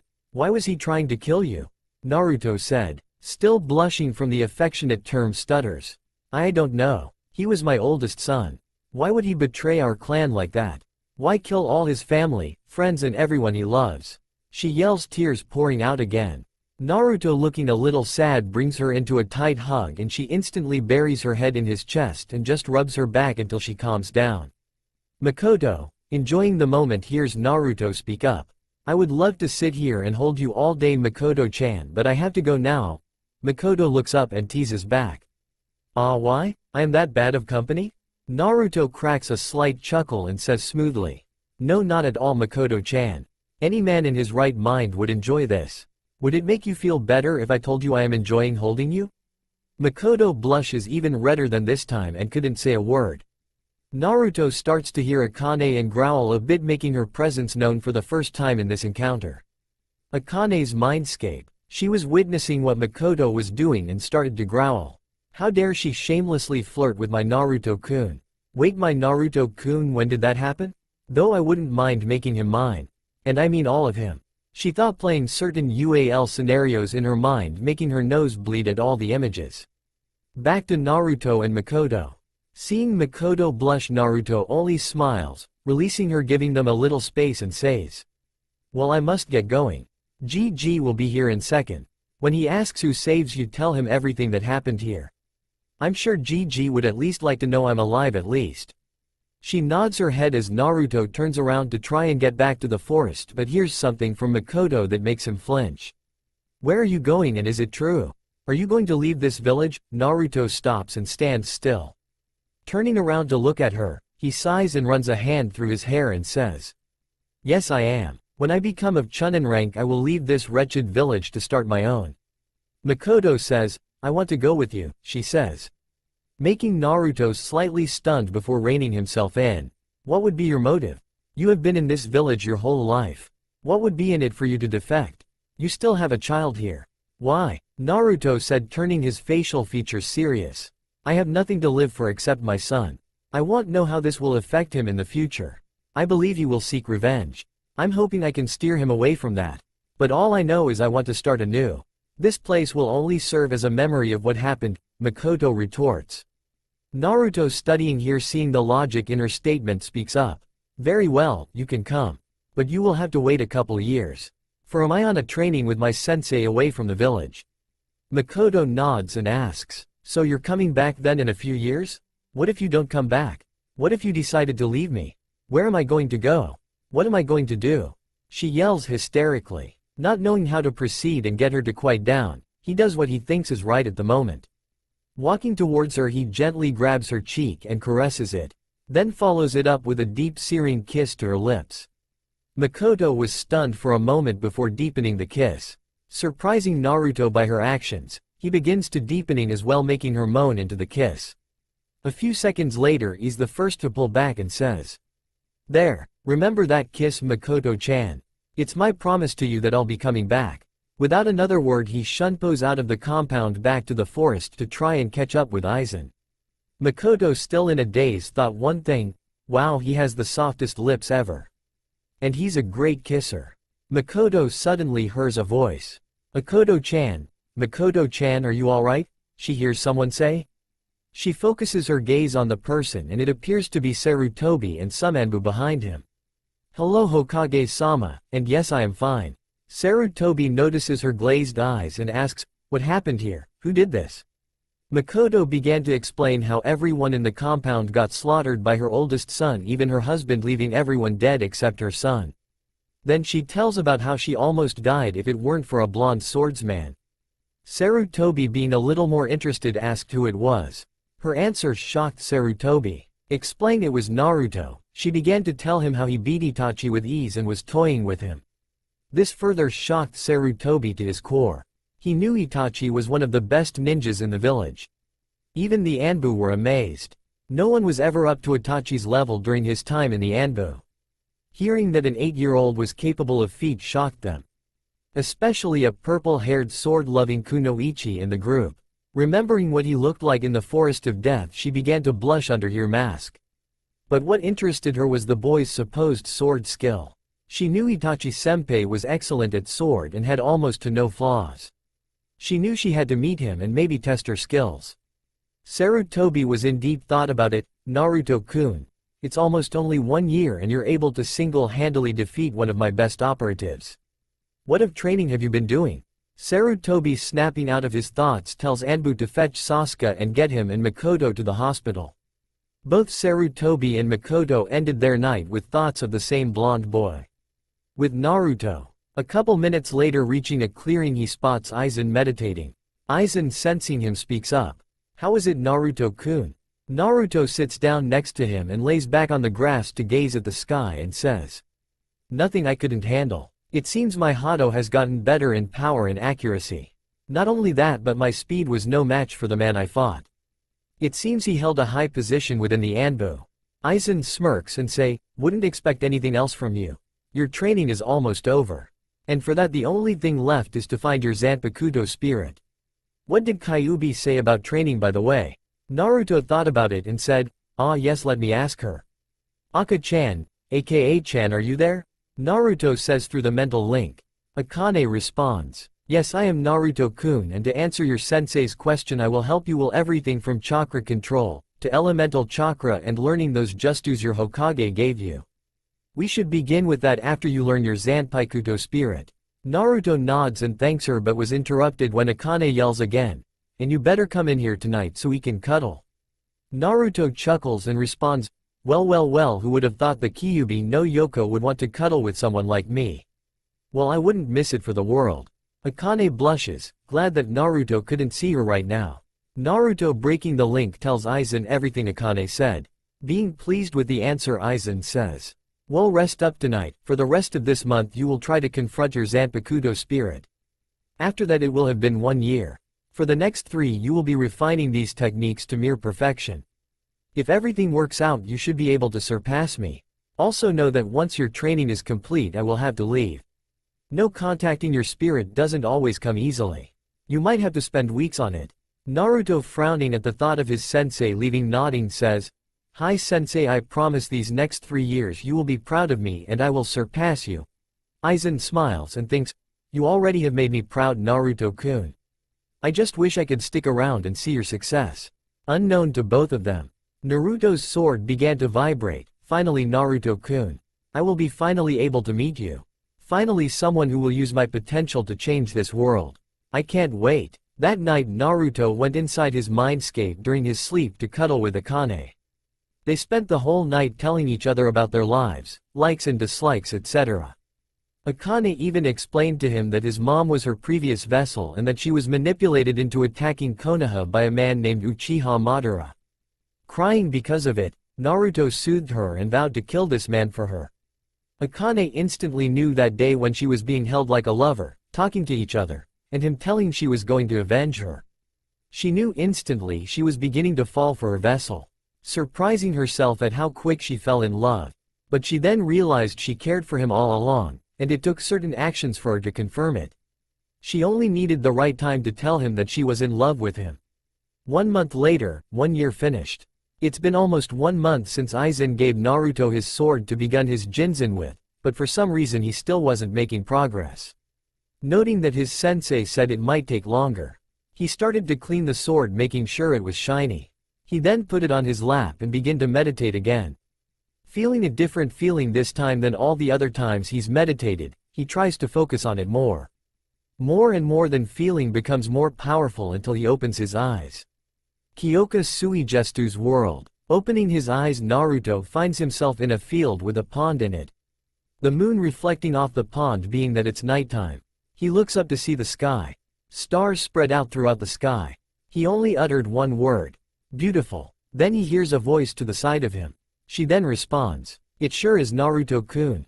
Turning his head to the side, he sees a girl that might be able to match Akane's beauty sitting on large rock. A woman wearing a beautiful white and light black kimono, with beautiful light white hair with a flower tucked behind it. She also had dark blue eyes and beautiful plump red lips.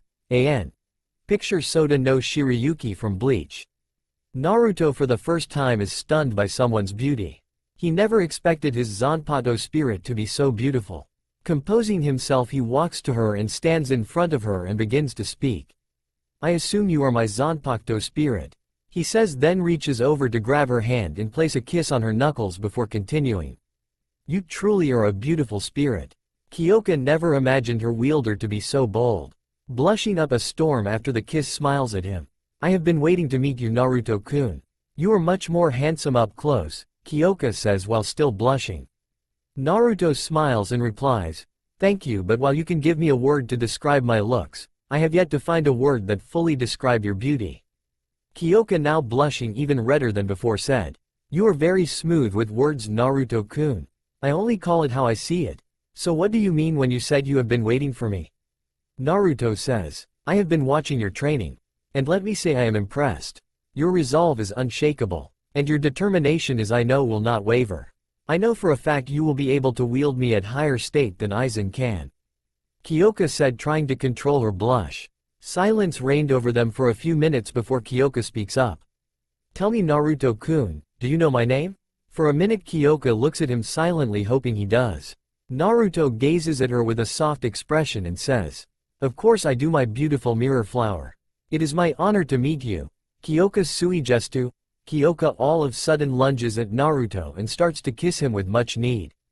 Very shocked that his Zanpakuto spirit is kissing him, decides to give her what she wants and deepens the kissing, sucking on her top lip, then proceeding to using their tongues. After 5 minutes and much need air, she snuggles into Naruto's chest and whispers, I am so glad you know my name, Naruto-kun. Naruto, with his chin on top of her head, says, I'm glad too. I know that with you by my side I will become feared throughout the shinobi world. We will do this together. Without another word, he steadily puts her at arm's length and says, I need to get back now. I promise I will visit you often. Goodbye, Kyoka-chan. And with that, giving her a kiss to the forehead, then fades away. Kyoka sitting there on the rock thinking about the lips that just graced not only her forehead but lips and the term he used her name in. Such a kind soul for those he cares about, yet a man who will not fear to cut you down at an instant. You won't have to be alone anymore. I will always be there for you, Kyoya thought out loud. She was interrupted from a voice of a female behind her. I see you meet him too. She turns around to see Akane leaning against a tree. Kyoka responds, yeah, he is wonderful man, not to mention a cute one at that. Akane chuckles, you got that right. So what's your name? Considering now that we share the same mindscape. Kyoka stands up, walks over to her, puts out her hand out. Kyoka Suigestu, she says. Akane accepts the greeting. Well, I am the Kyuubi no Yoko, but you can call me Akane, she says. Kyoka was then spoke. Nice to meet you. At least I have someone here to talk to. Akane nods her head. I agree, it does get pretty lonely in here. But now at least he has 2 women that will love him and never leave him alone no matter what. Kyoka looks at her in surprise. How do you know that I am in love with him? Akane can only laugh again. That look you had on your face when you talked about him. It's the same look I get when I see him or think about him. The look of wanting to love him, Akane says with a dreamy sigh. Kyoka blushes. Well, at least we have one thing in common, Kyoka says with a slight giggle. Akane speaks, not only that but I think there is another girl gunning for him. So we got competition now. Kyoka simply states, grinning with a little blush. Well, it matters to me not. For me and Naruto I know will become close within the next 3 years. Hopefully very close. You and me both, sister. Akane and Kyoka giggle. Back to the real world. With that, Naruto woke up with a sudden surge of rays too. Alerting Aizen, he comes to see Naruto's purple Ryotsu even thicker and denser than before. With the sudden flow stopping, he gets Naruto's attention. Well, I see you found out its name. Your Ryotsu is much heavier now, he said with a smile. Naruto only nods, then gets up to stretch. Yes, I did, Naruto said, admiring at the blade. He began sensing the slight hum. Then he hears her voice. Stop looking at me like that, Naruto-kun. You're making me blush. Kyoka-chan? Naruto said. Yes, it's me. I'm glad we can talk now, Naruto-kun.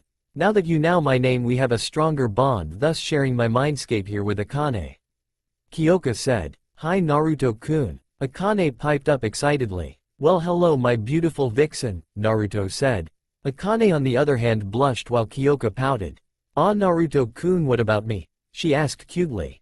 Naruto smiled. Well, how can I not notice my beautiful moonflower of equal beauty as well? He said smoothly. Kyoka blushed. That's more like it. Snapping Naruto out of the conversation, Naruto continues. Now that I have found my blade, I am now ready to perfect my Shinigami skills along with my Shikai and Shinobi skills. Aizen looks at him seriously. These next 3 years are only going to get harder. You will have to push yourself through level one could have never attained. You will aim to be perfect in all skills of Shinigami and Shinobi skills alike. Are you sure you want this? Aizen said. Without a doubt of hesitation he said, I understand the trials that I will face and I am ready to move forward. Especially with my beautiful moonflower and vixen and you, Aizen-sensei. Right? Naruto said in his head. Damn, Naruto-kun, we will be with you every step of the way. We will never leave you, Akane said. Kyoka nodded, then speaks up. Yes, Naruto-kun, we will make sure you are the strongest to where no can oppose us. Naruto nods in thankful manner. I have no time to waste. Let's get started, Aizen-sensei. 4 years later, after finally meeting his Zanpakuto spirit, Naruto began training his skills non-stop to try and reach attainable levels no human can possibly go.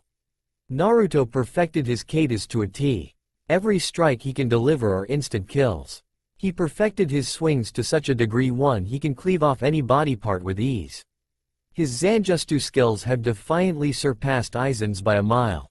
Naruto's Kido and Bakudo exceptionally grew also. He is able to cast level 90 Bakudos and Hados and above without an incantation. His flash step has also increased. He is faster than Aizen now, to the point he is untraceable to the human eye. Him and Kyoka Suigetsu trained with each other constantly. She explained to him about her Shikai's effect. She mentioned that whenever anyone takes at least one glance at the sword they will be in complete hypnosis, being able to control a person's 5 senses. Touch, smell, sight, hearing and taste. He began to train with her extensively, and with that the relationship between Kyoka and Naruto deepened, making the tactics for the use of the Shikai incredible. They started to bond so much Naruto would come in the mindscape every night to cuddle or talk with her. After training his Shinigami skills, Akane began to teach Naruto about chakra. Akane first helped him by unlocking his chakra. He naturally had an enormous pool of it combined with his Ryotsu. He then began to work on basic chakra control, and with this he would be able to perform jutsus without wasting extra energy. He knew that his Shinigami skills would be the skills he will be using the most of the time, but he thought it would be good to have some variety. So for a couple months he worked his chakra control to at least mid-Junin Anbu level. He also mastered the scrolls that his GG gave him to a high degree. In the scrolls were wind techniques which Akane believes he has a strong affinity for, water which he is decent at, and fire which he was not good at, along with the 3 academy justus he will need to know. Just like Kyoka, Akane and Naruto also got to spend a lot of time together in his mindscape. They both grew close to each other, almost like lovers. It was hard for Akane not tell him she was in love with him. She was afraid of what Naruto might say, so she kept hidden to try and find the right time to tell him.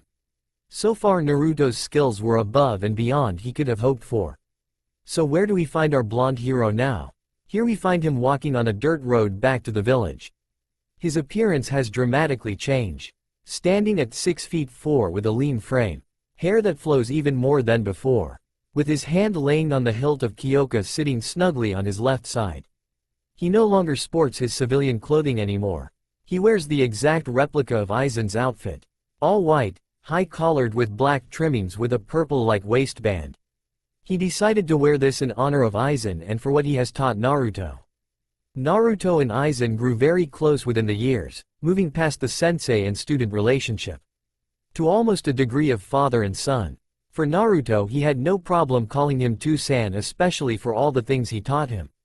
To be manipulating, cunning in battle, sharp and prepared. To know your opponent's moves, making a plan so you're 3 steps ahead of them. Thinking about it now, he lost the only person he could have called close to being a father. Flashback. Shatter. Kyoka Suigestu. Naruto says, his body shattering like glass. With long slash to his Aizen's back. Aizen, knowing he can't keep up, he shakily walks forward with a smile and slumps down before speaking.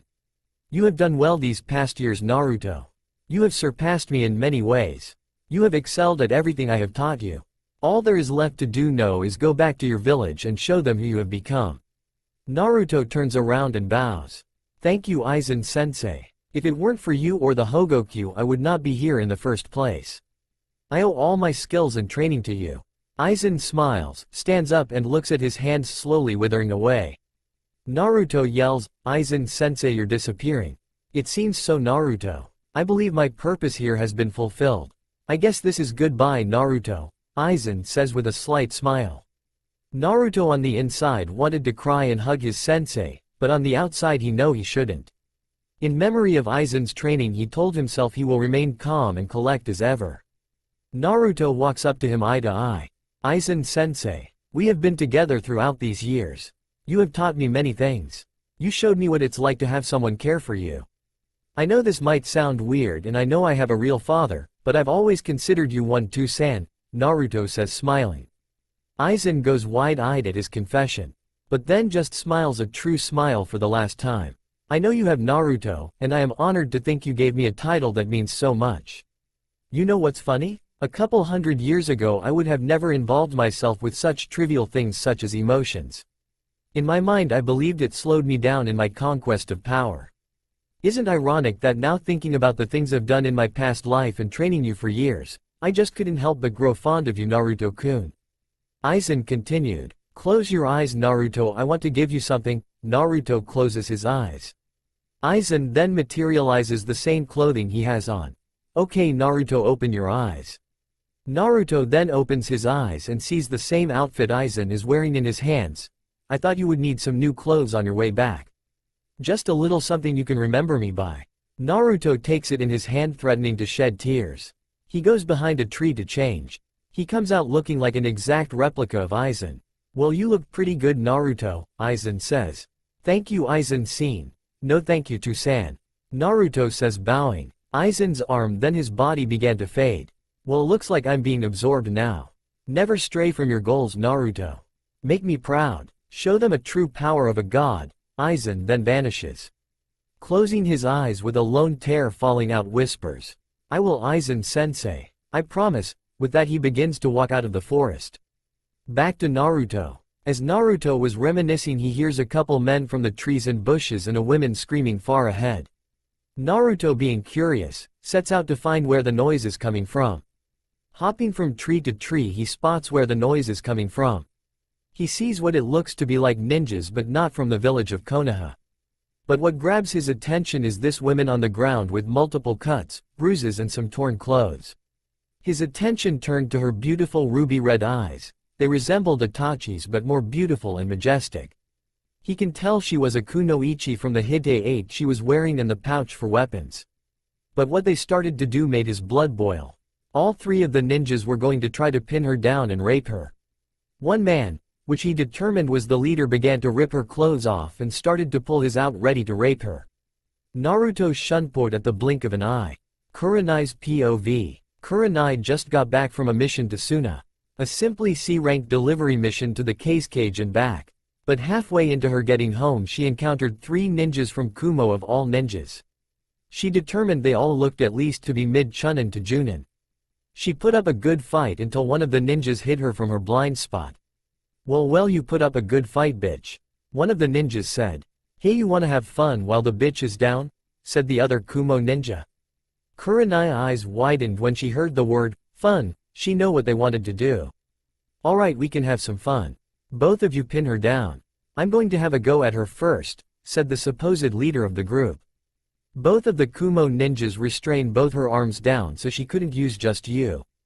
The man that wanted to go first decided to rip some of her bandaged dress off, exposing some of her bra and well-endowed chest.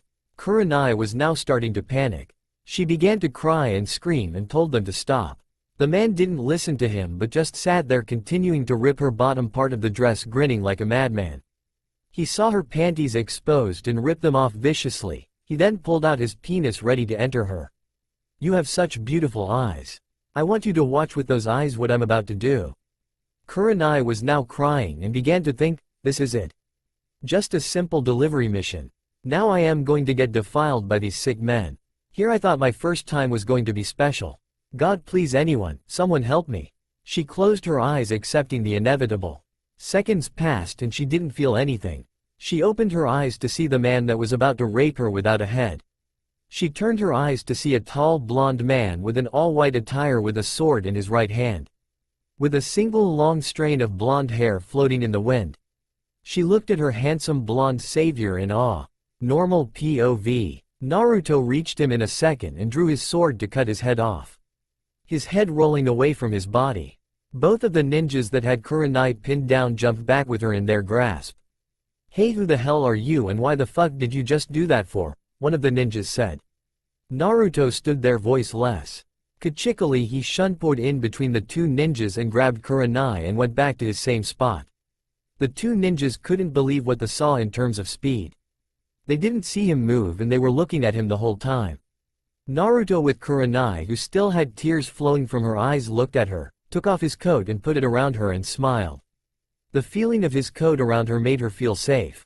This made Kuranai feel a little warm inside by the gesture and his smile. Don't worry now. I will handle it from here. You just rest now, Naruto said as he laid her by a tree, turning his gaze back to the ninjas. You know you 3 were about to do an action I deem acceptable in terms of death. I am sure you can guess what it was. Flicking the blood off his sword, Naruto continued. Now that one of your own is dead, that leaves just you 2. Tell me, were you planning on taking part of your leader's actions? The 2 Kumo ninja looked at him as if they had seen a ghost.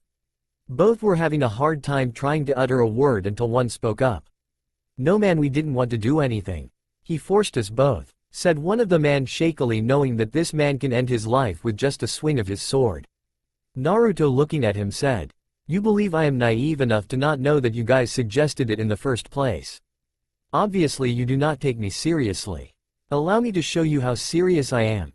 Knowing he was going to attack, the 2 ninja decided to attack first, both throwing many shurikens and kunais at Naruto. Naruto only closed his eyes until he was both behind them in a flash, sheathing his sword. Walking back to Kuranai, the 2 ninjas can only stare at his back as both of their heads rolled off their body. Kuranai watched in complete shock at how easily he handled the 3 ninja, snapping her out of her thoughts. Excuse me miss, are you okay? Naruto said softly, smiling. Kuranai thought, his smile is beautiful, before responding. I am. I was so scared I thought I was going to die and they were going to. Before she can finish another word, she felt 2 muscular arms around her. Naruto whispered, it's okay. Let it out. They are not here anymore. They can't hurt you. Kuranai instantly hugged him tighter, knocking him on his butt, and sobbed out loud. A few minutes pass and her crying began to die down. Noticing this, Naruto speaks up, Miss Kuranai. Kuranai Yuhi, she says with a smile. Naruto smiles back, which makes Kuriani feel warm again, and says, well Kuranai-chan, I suppose you are a kunoichi from Konoha? She only nods, sort of liking the affectionate way he used her name. Naruto continues, well that's good. I am on my way there too. We can both go together. Standing up, he offers Kuranai a hand. She begins to get up until she almost falls due to her injuries. Naruto catches her and helps her back up. You can't move on your own. I will carry you back to the village. Naruto says, leaving no room for debate. He picks her up bridal style and begins to hop from tree to the village. I never got a chance to thank you. What is your name, by the way? Kurenai asks. Naruto looks back down and say, my name is Naruto Aizen Namikaze. Glad to have your acquaintance, Kurenai-chan. Kurenai's eyes widen at his last name. But while she was in his arms, she turned her gaze slightly up to look at this blonde man. Namikaze? Is he related to the fourth? Just exactly who exactly is he? I might have to ask Hokage-sama. Further inspecting him, she feels his body against hers. His arms are so muscular though. Not only that, but his chest is rock hard. And his coat smells so good. How come I've never seen this man in Konoha before? He doesn't seem like a pervert even in the state I'm in. His skills are amazing too. His swordsmanship skills I think can rival Yugo-chan as well. Well, since he's going back to the village, I might be able to get to know him more. She thought before unconsciously inhaling his scent of his jacket, followed by snuggling into his chest. Sensing this, Naruto can only help but smile. Konoha gates. Spotting two guards, one stops him. Halt, who are you and why is a Konoha kunoichi in your arms? Naruto responds, she was attacked by multiple enemy ninjas. She has many cuts and bruises and possibly broken bones. She could not walk by herself, so I carried her here. The guard, looking at explanation, nodded his head. Very well, bring her to the hospital, the man said. Naruto nodded and shunput and sighed. Both guards a little wide-eyed at the technique. Hey, what kind of technique was that? One guard said. I don't know, but it was so fast, said the other guard. Inside Konoha, looking for the hospital, Naruto finally spots it and enters. He runs up to the front desk and tells one of the nurses what happens, and she began to take her from her arms. Before she is about to be taken by the nurse, he stops and looks at her, not before kissing her forehead and whispering. I hope we can meet again sometime, Kurenai-chan. You can keep my jacket until the next time we meet. A mild blush could be found on her cheeks. He then begins to walk away. While one thought was on Kurenai's mind, oh, we will meet again, Naruto. I can promise you that. And I'm glad I get to keep your jacket. It gives me a reason to see you. At the Hokage Tower, Sarutobi was doing paperwork as always. Taking a break for a little bit, his thoughts began to drift off back to Naruto. It's almost been 4 years, like he said. He wasn't sure if he was coming back, but he surely hoped so. He hears a knock on his door. Come in, he says. He spots Makoto Uchiha enter. It's been almost 4 years since the incident with the clan. It seems she has partly recovered, but she was still having trouble at times. It seems Itachi was right about Souske. Ever since he recovered from the incident, he began to train non-stop to try and get revenge for what his brother did. Makoto tried her best to try and steer him away from getting revenge, but it didn't work. He even began to turn a cold shoulder to his mother, berating her on how she is no help to him. How are you, Makoto-chan? How is Sasuke? Makoto could only sigh. Well, I am okay. Just trying to get by. Sasuke is still the same as ever. Nothing I do works. He is too caught up being the avenger for the clan. Sarutobi only nods. Well, I can only hope that he does stray and finds a different path. Sarutobi was about to continue until he hears another knock. Come in. As soon as the door opened, both Saruboy and Makoto spots a tall blonde young man with an all-white attire and with a sword snugly strapped to his side. But what caught his eyes were his whisker marks and blue eyes. He stares before he sputters out. Naruto? Naruto can only smile. It is me, GG. I have missed you. Sarutobi only stared at him. Quickly got his bearing back and beings to speak. My boy, it's been 4 years, you surely have matured. How have you been, Naruto-kun? While Sarutobi and Naruto were having their conversation, Makoto can only look at awe and shock. Standing before her was not the handsome man she saw 4 years ago. If it was possible, he got even more handsome. His aura seemed to feel more fierce. It could tell you that he was not someone you would want to mess with. Naruto-kun? Makoto utters. Breaking from their conversation, Naruto looks at Makoto only for him to inspect her.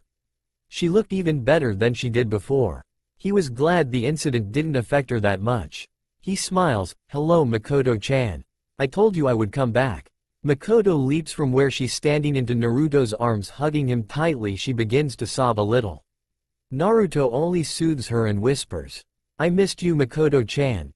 Makoto felt her heart skip a little. He missed me? She thought. After a few minutes Sarutobi speaks up, well now that you're acquainted with each other, what can you say about your skills? I can say now with the training I have that my skills are untouchable to anyone here, Naruto says. Oh, you don't say, my boy? Well, still up for that sparring match that I said we would have? Sarutobi says, smirking. Naruto only chuckles slightly. Yes, I am GG. Know that I will not take it easy on you. Sarutobi only smiles. Wouldn't have it any other way, Naruto-kun. Now that you're here I have to tell you something. Naruto intently listening. I believe you will want to take up the last name of your father, I assume? Well, I will be inviting all the Junins and higher-ups to watch our sparring match. If you can beat me I will announce your name and give you the inheritance your mom and dad would have wanted you to have, and I also have a certain law that I believe you should be aware of since you're taking your father's name. Sarutobi says. Naruto responds, very well. What will my inheritance include and what is the law? And I also have one request for our spar. Sarutobi responds, well, that will include your money from your father's bank account, and not only that but his house that he used to live in. This law is called the CRA, or the Clan Restoration Act. It is for people who are the last of their clan. Being that you are the last Uzumaki and Namikaze, you will have to marry a certain number of girls before you're 18. I'm just letting you know before the council tries to implore it on you. Also, what would that request be, my boy? Naruto looked a little shocked at the words he said. Wow, never thought I would have to marry multiple girls. Well, I accept and know that I will not take any shit from the council and know that I will deal with whatever they have to say in a couple days. As for my request, I would like to have your best swordsman here to test my sword skills, Naruto says. Are you sure about me getting our strongest swordsman, Naruto-kun? Sarutobi says. Naruto only nods. Very well, it will be done. Tomorrow at noon at the Chunin Exam Stadium. So tell me, how did your training go? He says. With the two began to catch up about what happened these past years. Makoto on the other hand had different thoughts. He will be in the CRA, huh? Well, this might be good. I will just have to play my cards right and see where this takes us. What Naruto didn't know was that Makoto developed a crush on him a few years after she was saved by him. After talking with Sarutobi, he follows the direction he gave him to find his house. Many people were looking at him weirdly as if they have never seen him before. While many of the women were looking at him with blushes and mild lust. Well, at least they aren't calling me demon brat now. But we will see how long that lasts, Naruto thought. Aka-chan, Kyoka-chan, you guys there? Naruto says. Yes, I am Naruto-kun. How does it feel to be back in this village? Akane says with disgust. It's alright, but we will see how they all react tomorrow at the news of who I am. And how they spat on their Hokage's last wish, Naruto says. Kyoka speaks up, don't worry about it, Naruto-kun, I can't wait to see their faces tomorrow when you showcase your skills. Naruto only nods. I'm glad I have you beautiful girls in my life. I also want to tell you guys something tonight. But no, we will show the people in Konoha that I have no equal. And those who oppose will only fall to my blade. Both girls lightly blushed at the affection of words he said while they can only nod, wondering what he wanted to talk about. Looking up, he sees the address. He spots a gate with some seal on it. Remembering what his GG said about putting his hand on his seal as it will only open if it recognized the chakra signature, he puts his hand on the seal and begins to channel chakra. A couple minutes later the gate opened, leading him to a mansion-type house. Upon entering, he spots a huge living room with a big kitchen with many portraits and books. Looking around even more, he spots some type of basement and sees that there is a seal on it. Channeling his chakra on it again, it opens, and what he discovers is a library full of justus from at least every element.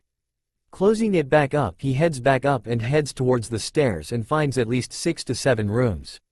Entering the main bedroom, he spots a picture of his dad and mom holding him as a baby. Walking up to it, he trails his hand on it and whispers, "To-san, Ka-san. I will make you proud." Walking out of the room and back down the stairs, he spots a garden out back.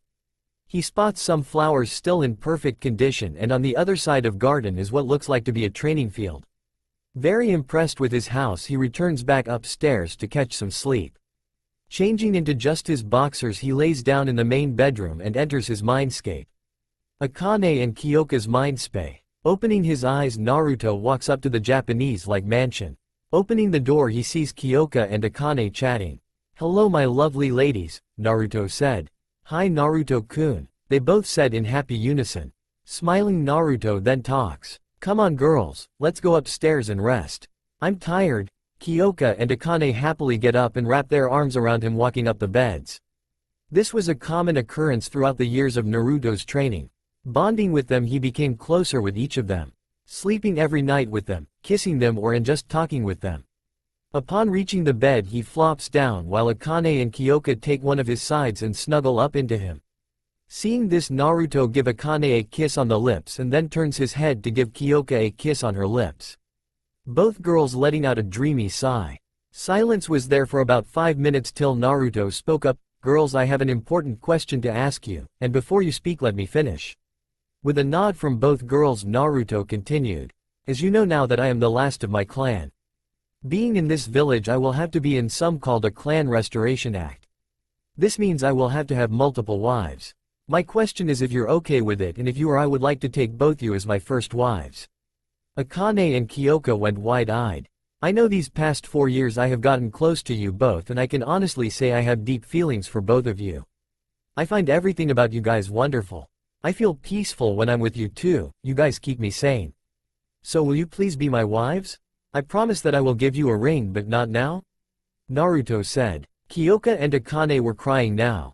Naruto, mistaking for something he did wrong, asked, Hey Aka-chan, Kyoka-chan, you okay? They both jumped on him and smothered him with kisses for 5 minutes, which turned out to be a make-out session for the three. Finally Akane spoke up first. Yes Naruto-kun, I would love to be your wife. I have always had deep feelings for you ever since you accepted me. I love you. Naruto was shocked at her saying she loves him. He smiles and goes to plant a kiss on her. He then turns to Kyoka. I would love to be your wife as well Naruto-kun. I have cared for you as soon as you started training with Aizen. I have fallen for you as well. I was just afraid to tell you. But it would make me happy to be your wife. Kyoka says with her head down. Naruto with a bright smile picks it up and kisses her as well. Also Naruto-kun, since you have to marry multiple wives, make sure that we approve first. We don't want weak girls with you. We both won't tolerate it. Naruto nods and says, I will promise you 2 things. 1, I will love both of you or any other girl that comes our way equally. And 2, I will get you girls out of this mindscape so we can be together on the outside. Akane and Kyoka can see the determined look in his eyes and only smiled. A smile that was reserved for him. Naruto then kissed them both and whispers something again into their ear that made that heart almost come out of their chests. I love you both. Aka-chan and Kyoka-chan, Naruto said before falling asleep. Both Akane and Kyoka both looked at each other in surprise and smiled at their new husband's confession. Both snuggling up very close to him that night. The next day, Naruto awoke the next day close to noon in the main room of house. Washing his face and putting on his white attire and strapping on Kyoka on his side, he couldn't help but think what he told Kyoka and Akane last night. I really do care for them. They mean everything to me. They have been there from the start. I will learn to love them. Walking out of his house and locking it, began to walk down the road to the Chunin Stadium where he will be tested. He spots many ninja entering in the stadium talking about who is going to fight. Seeing the entrance, he enters the Chunin Stadium, as everyone was taking their seats. A purple-haired kunoichi with a trench coat and fishnet clothing leaving nothing to the imagination walks up to a ruby-eyed Genjutsu mistress who already has taken her seat. Hey Kur-chan, Anko says. Turning her gaze to Anko, she replies. Hello there Anko-chan. A couple minutes later, all the Junins who knew each other sat together. A man named with gray gravity-defying hair was spotted with them, also reading his little orange book, making the women around him a little peeved at first. Also a man with a cigarette in his mouth and a scruffy full-on beard was there taking his seat right next to Kurenai, much to her dismay. A man with a bowl-shaped haircut and green spandex also sat near them, yelling something about the springtime of youth. These were Kakashi Hatake, Asuma Sarutobi and Might Guy. Anko then speaks up. So who do you think the guy is that's going to sparring with the old man? Everyone wondered about this also. I'm not sure Anko-chan, although he must be good to have Hokage-sama invite everyone here to watch, let alone spar with Hai. Kakashi said, while Guy shouted, his skills must be so youthful to have has come here. Right Kakashi, my greatest rival?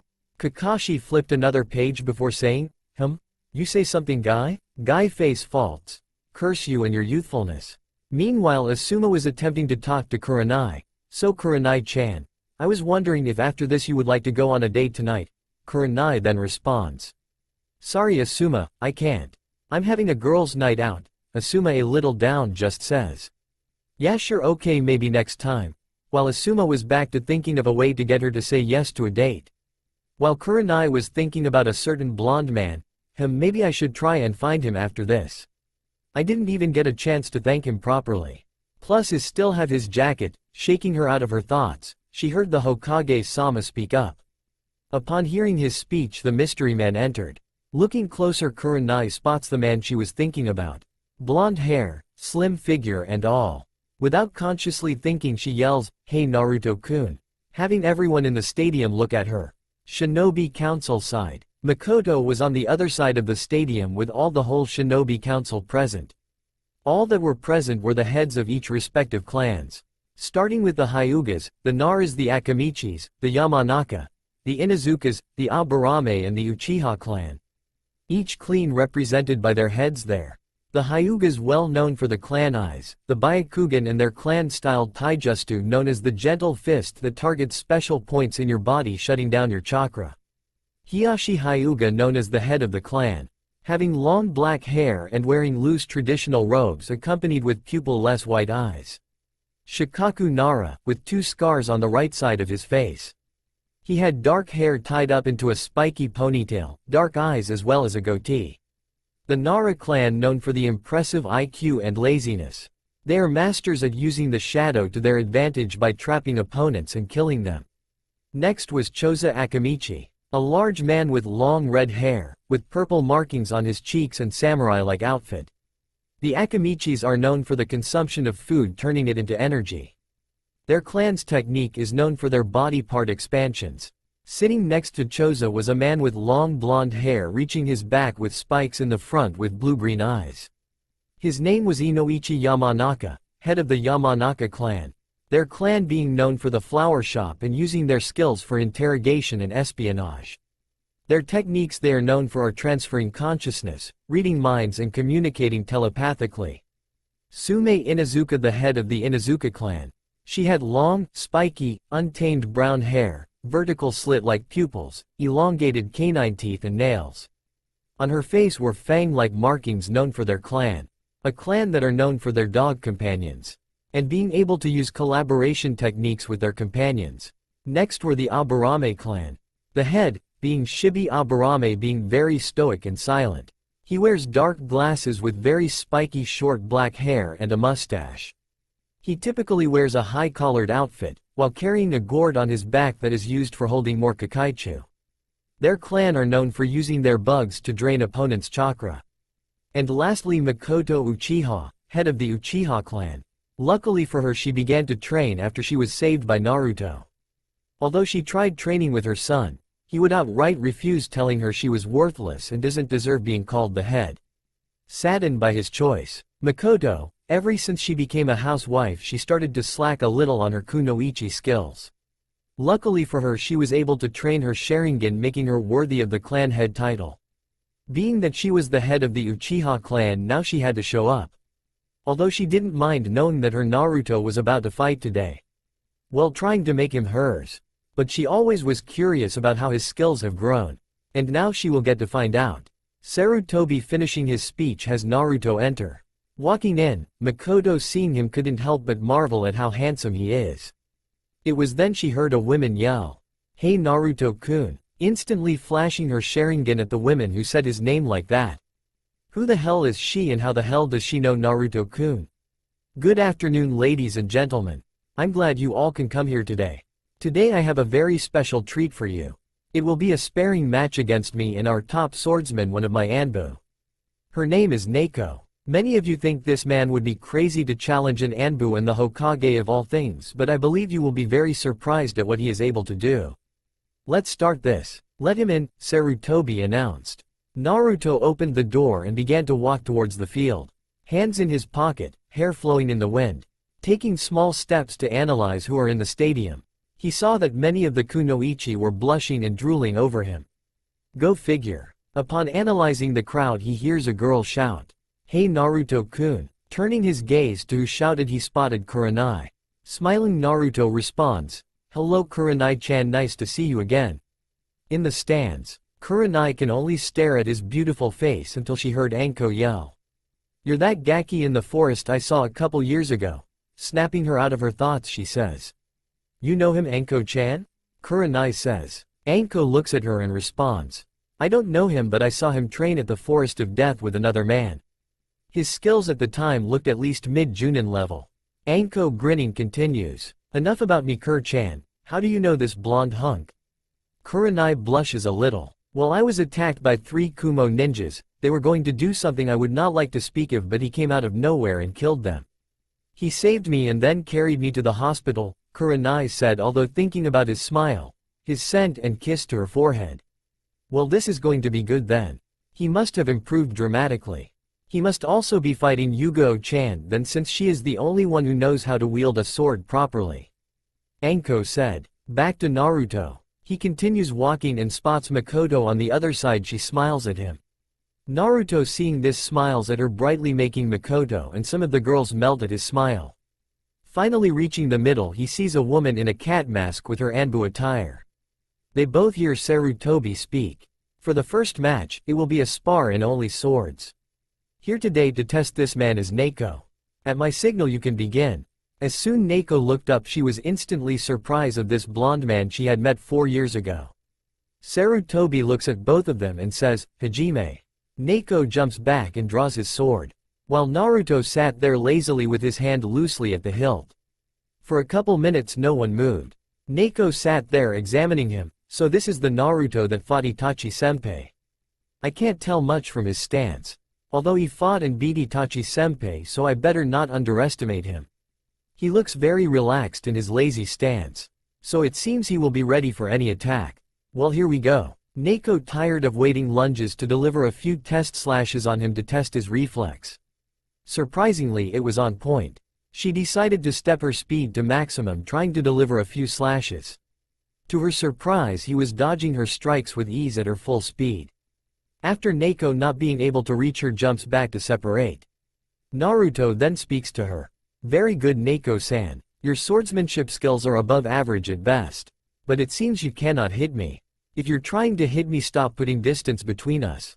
Neiko immediately shoots off to slash at him again. As expected by Naruto, he is dodging flawlessly again. Putting her fingers in cross, she makes 3 clones. All 3 have leaped to him, forming him in triangle before lunging forward to slice him, saying, "Mikazuki no Mai, Dance of the Crescent Moon." Soon 3 Nekos went to slice him. It seemed that all 3 of their blades hit him, only for her to find out the image of Naruto began to vanish. Hearing a voice behind her, "Well, Neiko-san, it seems you have missed yet again. You have to try much harder than that to stab someone like me." Neiko sits there in shock of what just happened. What the hell? That attack was spot on. The point of this move was to capitalize on the blind spot. This move is usually flush. Naruto, seeing her in thought, talks. "Yes, you believe by cornering me there would be no way for me to block an attack, since you attacked from all of my blind spots. Very clever move, Neiko-san. But what you didn't account for is one thing." Naruto continues. "My speed cannot be equaled. That move I just used is called Utsuzumi. It is a technique where I move so fast I leave an afterimage," Naruto said. Neiko was shocked at his confession. In the stands, many people in the stands were stunned by what this man is doing and how he is holding up with the purple-haired Anbu. Neiko is known though Anbu as a master at a sword. Guy voiced his opinion in unusual serious tone. His speed is amazing. To think he is fast enough to leave an afterimage of himself. I would say he is faster than me with my weights off and a couple gates open. Many people in the audience that were around the Junins were very shocked at Guy's confession. Kurenai was the first one to break the silence. "Are you sure about that, Guy? Don't you think you over-exaggerating just a little bit? You are the fastest Junin here?" Guy shook his head. "No, I am absolutely sure. I've heard about the afterimage technique. You must contain an enormous amount of speed. Speed I have yet attained." Guy then broke it in a nice guy pose. "His speed is so youthful though. If I cannot get to his speed in a week, I will do push-ups with only my teeth." Everyone around him face faulted at his actions. "Well, that was nice while it lasted," Anko said. Kakashi puts his book down and pulls up his Sharingan eye to watch this fight closely, very curious to who this guy is. Well, this will only get interesting from here, Kakashi said. Kurenai and Anko were both thinking, you just get more and more interesting. Makoto on the other hand was shocked at how Naruto was handling an Anbu operative. It seemed no matter how much Anbu Kunoichi tried, she couldn't touch him at all. Many discussions began on the Shinobi Council. His speed is incredible. And to think he will be sparring with Hokage-sama next, Inoichi said. Well, based on his performance now, I believe he should be evenly matched with Hokage-sama, Shikaku said. Sume and Makoto were wide-eyed. You really don't think that, do you, Shikaku-san? Sume asked. Shikaku was going to respond until Shibi interrupted. I believe Shikaku is right. Based on his speed alone, he is able to counter every one of Neko's strikes. Neko is our best swordsman within the Anbu. What's more troubling is he has yet to display any of his skills with his sword or justus. Everyone can only take the information in. While the noble Hyuga was in thought with Byakugan active, I can't seem to follow his movements with eyes. Even when I'm straining, who is this man? Back to Naruto. Knowing that my speed cannot be equaled by anyone in this village, what will you do? Will you continue your fruitless attempts to slice me, or will you forfeit? Neko then speaks up for the first time during the match. I will not lose. I will prove to you that I am worthy of the title of Konoha's sword mistress. Neko then lounges at Naruto with full strength and speed. As she approached, Naruto only stood there with his hands in his pocket with a stoic expression. As soon as the sword was about to come down on his head, Naruto raises his left arm, catching the sword with one finger, surprising the hell out of Neko and everyone in the audience. Neko then notices he is gone, but only for her to find him behind her, breathing in her ear. This is useless, Neko-san. Please forfeit, Naruto said, slightly sniffing her hair, making her shiver. My Neko-chan, your hair smells amazing. He began to touch it with his fingers, then eventually slide down his arm to rub her bare arms softly, then put his head on top of her shoulder and began talking. The operative, Neko, was blushing at his intimate actions, especially in battle. She then felt his head on top of her shoulder and his arm encircle her waist. She heard him whisper, she couldn't help but blush even more. Please, Neko-chan, please give up. You are very good with a sword. You no doubt have my respect. Let's end this. With a sigh, she could only nod and said in a whisper. Very well, I believe we should. Naruto only smirked and said, can I have your name by any chance, Neko-chan? Neko only stuttered out. It's Yugo Izuki. Well, Moonflower, huh? A very beautiful name. I wish I can get to see what you look like under that mask. I assume you must look like an angel. Yugo only blushed again. Well, maybe if you stick around you might be able to find out, she teasingly said. Naruto only smiled. Well, after this match is over, why don't you say we go and get to know each other better? Yugo could only nod. He steps back and nods to Sarutobi, giving him the signal for his win. The winner, Naruto Namikaze, Sarutobi said with a smirk. In the stands, everyone in the stands were silent for two facts. One, he easily overpowered Yugo's sword with one finger and he easily overpowered her. And the second, they just had their Hokage-sama announce the boy's whole name. Knowing he is the demon boy they all knew and that he has the last name of their fourth Hokage only seemed to make them clean their ears and disbelieve what they heard. The girls in the stadium were thinking about other things. The way he brought her defenses down, oh boy, how they wished it was them in her place with such an intimate position. Makoto and Kurenai can only glare at Yugo for getting such an action out of him. They both wished it was their shoulder his chin was on. After a moment of pure silence, many people began to shout out of outrage for their Hokage said. Many shouts can be heard. The demon brat is back, one civilian shouted. No way, that piece of scum is related to the Yondaime, shouted a Junin. Cries that were heard from the audience was enough. The Sandaime raised his killing intent, silencing them. Naruto is in fact the Yondaime's son. I have the birth certificate and blood sample to prove it. And to think you all disrespected his last wish by treating his son like crap. I am very disappointed in you all, he says, pulling out a document and passing it to the Shinobi Council, who held their heads down to what their Hokage said. Some Junins in the audience were ashamed as well. The reason for this sparring match is because if he wins against me, then I know he will be able to take his last father's name. Many of the ninjas began to whisper. there is no way he will win against Hokage-sama. One Junin said. Yeah, the demon brat must have won this match by luck.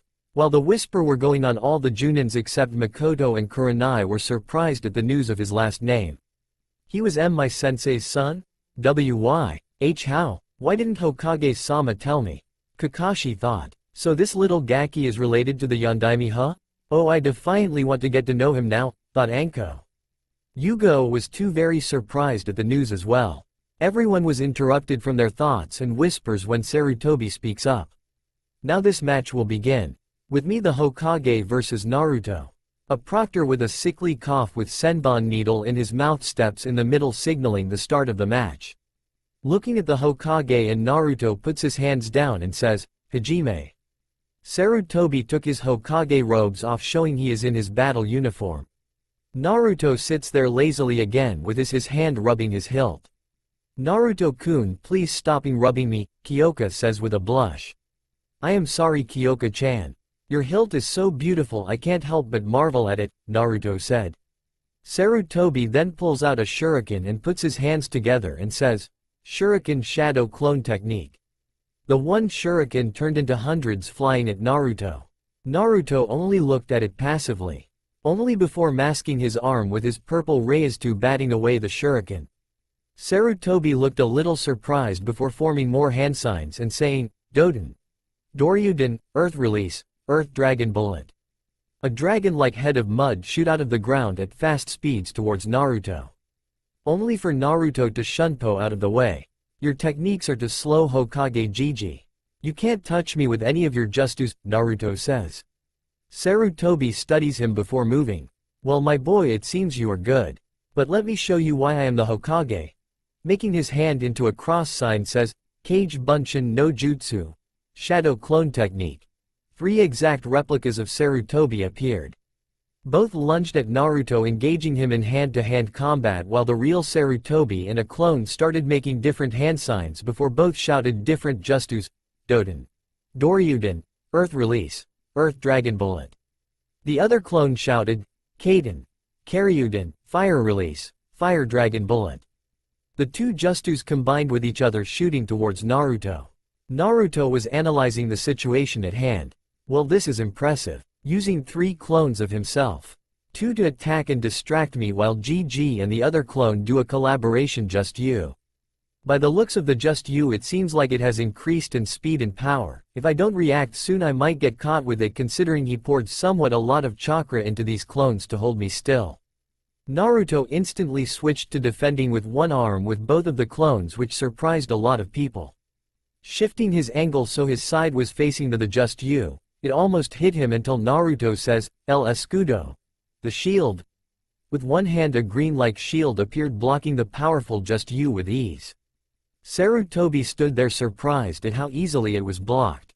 Naruto, taking control of the shocked Sarutobi, shunpoed behind the 2 clones, giving 2 chops to the back of their head, instantly poofing out of existence, while Sarutobi dispels the other clone. In the stands, many of the people in the audience were stunned that this boy was holding his own with the Hokage. Not a lot of people could hold their own against the Sandaime, regardless of his age. I can't believe he is faring against Hokage-sama. To think this is a sparring match for them. It's incredible. And that shield Naruto pulled up. He didn't even use hand signs. To block such an attack with 2 affinities combined isn't any easy thing to do, Kakashi said. Oh my, his power is so why. Anko said, grinning. Kurenai only looked annoyed at what she said, while both Guy and Asuma were just watching with their jaws hanging. Many of the heads of the Shinobi Council were as shocked as well. What the hell, was all Sume and Makoto could say with their mouths hanging. Well, it seems my theory of Naruto is correct, Shikaku says. All the heads of the council turned to him intently listening. Even Hiyashi was leaning towards the conversation. And what did you analyze about Naruto, Shikaku-san? Sume said, very curious, as the rest of the council were. Sighing, Shikaku began, look at the way he has been moving against Hokage-sama. The speed at which he moves tells me he moves at least Kage level and above. His speed rivals the Hirishin, if not above it. Many of the mouths dropped at the thought of moving faster the Hirishin, the one move that ended a war and that made Minato a double S-class ninja. Shikaku continuing. Not only that, but one of his techniques didn't require hand signs. This man has been single-handedly toying with Hokage-sama. He has yet to perform any of his moves or pull his sword out. This tells me that his hidden moves must be stronger than they really are as well, and he wants to hold some kind of trump card over him. When he starts to use his techniques, I believe Hokage-sama won't be able to keep up. All were silent at his revelation.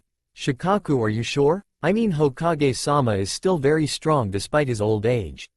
Right? Makoto speaking for the first time in the conversation. Shikaku only sighs, watch and see then. Back to the fight. Naruto then pointed his index finger out and said, let's begin the real match. GG. Know that I will not pull punches. It is my turn. Naruto gathering Reizu says, Hado number 4. Byakurai. A fast, concentrated thunderbolt shot into Sarutobi's left arm, pushing him back. Blood started to drip out of his shoulder. I didn't even see it hit me.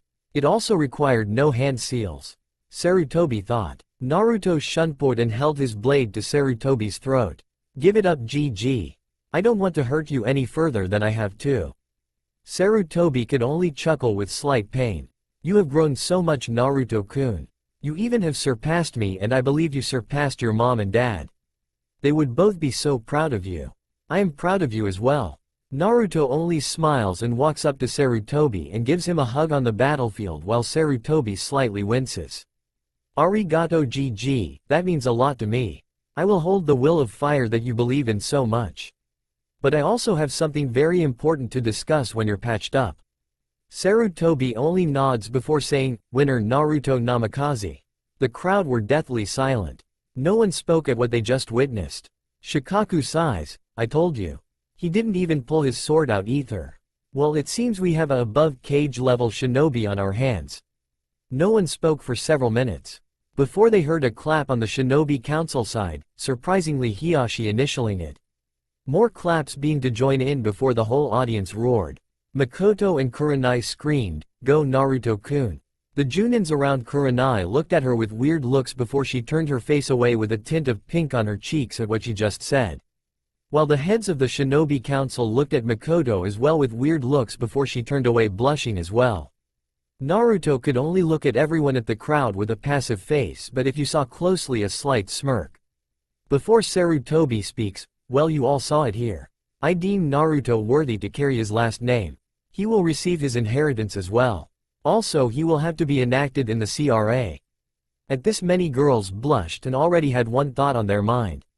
That concludes it for today. Thank you. Sarutobi Shunshin's making his way to the hospital. While Naruto began to walk away from the stadium, he soon encountered the whole shinobi council and some Junins in front of him. Naruto stopped and placed his hand on his hilt. Shikaku, seeing this, spoke up first. Ah, don't be alarmed, Namikaze-san. We are only here to congratulate you on your match today with Hokage-sama. Many of the other heads nodded.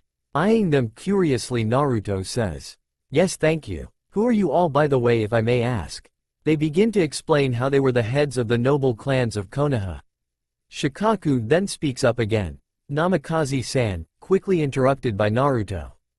Just call me Naruto, he said, flashing his smile, at which the girls present could only blush a little at how handsome he looked. Naruto, why didn't you try to end the battle quickly instead of toying with him? Naruto with an eyebrow raised says. Well, it seems you noticed, huh? Very observant of you. Well, I simply was trying to see what GG was capable of. I'm sorry to say, but GG can never hope to defeat me with his current skills, which is why I ended it. If I perceived him as a threat, it would have lasted longer. Shikaku only nods, confirming his theory of the boy. Looking at Makoto, he smiles and says, hello there, Makoto-chan, you look lovely today. Makoto blushes. Why, thank you, Naruto-kun. You did very good with your match today, Makoto said, still red-faced. Naruto walks up to Makoto, gently stroking her cheek. Surprising many of the head clan members, says, ah, thank you, Makoto-chan. Hopefully we can catch up later, Naruto says, walking away, leaving Makoto to blush a little more. She notices the clan heads looking at her. What? She says in a slight daze before she walked away. Walking out of the stadium and to the Hokage Tower, many people were staring and whispering things about him being the Yondaime's son and many things like that. Walking, he heard Akane and Kyoka speak for the first time since the beginning of the battle. "Hey Naruto-kun," they both said. "Hey girls, why didn't you speak to me while I was fighting?" Naruto said. Kyoka spoke first. "We didn't want you to lose any focus, Naruto-kun, so we just stayed quiet." Naruto only nods. "So how did you think I did?" Akane responds. "You did great, Naruto-kun. All the training has paid off. You are possibly the strongest shinobi yet." Naruto smiles. "Thank you aka-chan, Kyoka-chan. I miss you girls." Both of them blushed before yelling. "If you miss us so much, then you better be here tonight to cuddle with us." Naruto slightly chuckles. "Of course I will. Who would miss out on a chance to cuddle with two lovely goddesses?" Reaching his destination, he walks through the entrance. Hokage Tower. Reaching the front desk, he reaches a lady stationed there. Wanting to meet his GG, the lady directs him upstairs. Naruto knocked and heard, "Enter." Before him stood his GG and what it looked like to be many high-level ninjas, among them arguing until all their eyes met his. Before Naruto's arrival to the office, Sarutobi was holding his migraine in right now. After he got patched up and went back to do work in his office, he was bombarded with all the Junins asking questions about Naruto. It wasn't until one got his attention. "Sarutobi, why didn't you tell me Naruto was my sensei's son?" Kakashi said loudly. At the moment, everyone stopped chattering to look at the two. Sarutobi remained silent. This scene seemed to remind him of when he told Naruto about his parents. Hoping it wasn't a replay of that, Sarutobi spoke up. "Kakashi, you took the deaths of your teammates and Minato's very hard. I doubt you could have done anything even if I told you. What did you do after it, Kakashi? You drowned yourself in Anbu missions trying to forget the pain of losing everyone near you. You simply weren't fit to take care of him." Kakashi instantly lunges and takes Sarutobi by the collar and pins him to the wall. At that moment, the Anbu hidden that were hidden in place had their kunais ready to stab the ex-Anbu captain. "Kakashi-senpai, stop this," one Anbu said. Not loosening his grip, Kakashi yelled. "I could have at least provided him a home, something to eat. I know I wouldn't be there for him as much, but at least it would be something." Sarutobi only sighs. "Yes, it would have been something, but like I said before, you were in no position to take care of someone else when you couldn't take care of yourself. Be mad at me, Kakashi, but I did what was best," Sarutobi says. Loosening his grip on the Hokage, he lets go. Then they all hear a knock. "Enter," Sarutobi says. In comes the topic of their discussion. Back to Naruto. Examining everyone in front of him, he could tell some Junins were there still uncomfortable with him being in that room from their looks of their body language. Looking around, he spots a purple-haired woman with a trench coat with a beautiful body eyeing him from head to toe. Doing the same, he could tell she was very beautiful despite her provocative wear. When their eyes meet, he pierced his gaze into her, like he was examining her soul. Anko, being captivated by his strong gaze, couldn't look away. After a few moments, he smiles at her, making her smile mischievously. Turning his gaze to a woman beside her, she spots Kurenai. Naruto, smiling, says, "Hi Kurenai-chan. You're looking very lovely today, if I do say so myself." Kurenai lightly blushes. "Well, thank you, Naruto-kun. You don't look too bad yourself. That was an amazing match you had today. I'm surprised at how strong you are," Kurenai said, still lightly blushing. Seeing this, Naruto egged it on more. "Yes, thank you, Kurenai-chan, but you know I'm glad to have someone as beautiful as you cheering me on when I was there. And for that I thank you." Walking up to Kurenai, he grabs one of her hands and plants two light kisses on her knuckles. Full-blown blushing now, Kurenai couldn't help but stifle a little giggle. Many Junins in the room were simply amazed at how he handled Kurenai. Did he not know that this was Kurenai Yuhi, one of Konoha's ice queens, to always shut a guy down and castrate anyone who made those types of advances on her? Asuma was narrowing his eyes on Naruto now. Hearing a cough, he gazes towards Sarutobi. "Hey GG, how's your shoulder?" Before Sarutobi could respond, some dumb Junin yelled. "How dare you familiarize yourself with the Hokage? He should be respected. You are nothing but a demon." Naruto, looking at him very stoic-like, started walking towards him. The first step he took, he flexed his spiritual pressure, bringing everyone on his side to one knee. Continuing to take more steps, he flexed it more and more till everyone was on the ground. It was worse for the man who spoke out, considering it was aimed at him. Reaching the man who yelled, he looks down. "Would you like to repeat that?" all he could hear was gurgle for the man was choking. GG or for you guys, Hokage-sama is someone I hold dear. If you have any problem please, be kind and speak up. I am fair when it comes to opinions. Raising his spiritual pressure just a little more, the man was flat on his stomach. No opinions? Well good, we can continue then. Letting go of his spiritual pressure, everyone was silently relieved that he stopped. They all felt helpless, like being paralyzed by death itself. Others trying to get back to their feet. Naruto turns to Sarutobi and apologizes. I am very sorry for the outburst Hokage Gigi, he said, looking at anyone to test his authority again. Thankfully everyone were silent. No problem Naruto-kun, just don't kill anyone and give me any more paperwork, alright?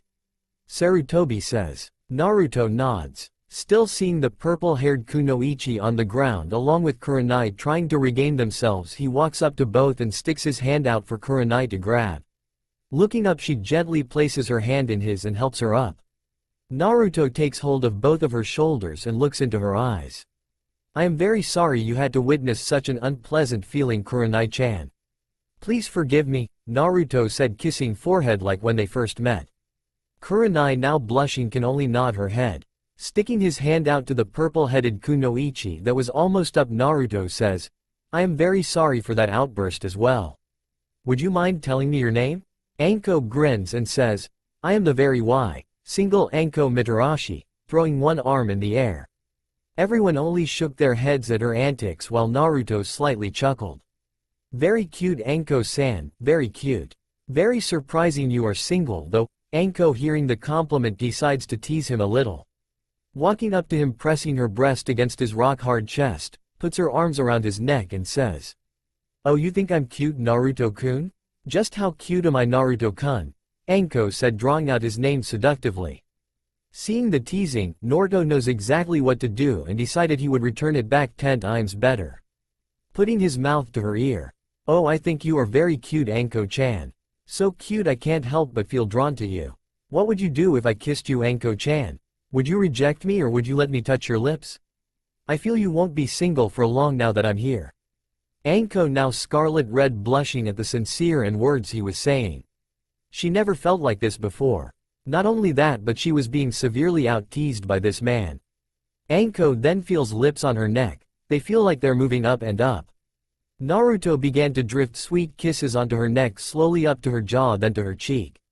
Naruto brushes his lips against her and catches eyes with her. They look at each other, leaning in closer and closer until they were centimeters away. Anko was about to close her eyes and prepare for a kiss. She hears Naruto speak in her ear.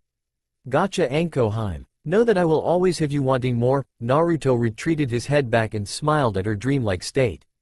Everyone in the room were feeling two things. Amazed and a little turned on. All the men and even the Hokage was amazed at how Naruto was able to not only charm some of the Konoha's ice queens, but he was able to out-tease the best one out of them all. Some of the Junin women there were awed and turned on by such the sensual display. It looked like something out of a book. Kurenai though was glaring at Anko. God, I'm so glad he didn't kiss Anko-chan. Wait, why I'm glad? I barely know him. I wish he was doing that to me. Wait, why am I wishing I was in Anko-chan's position?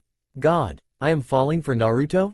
Kurenai thought. Asuma picked up on the glare Kurenai was giving Anko, signaling to Asuma that he might needs to really keep an eye on this Naruto guy. Mindscape. Akane and Kyoka were silently giggling in his mind. There he goes again, acting like Casanova, Akane says. Oh, be quiet, aka-chan. You love when he sweet talks you also. Akane blushes and retorts. Yeah, well, I don't see you faring any better whenever he pulls the mirror flower compliment on you.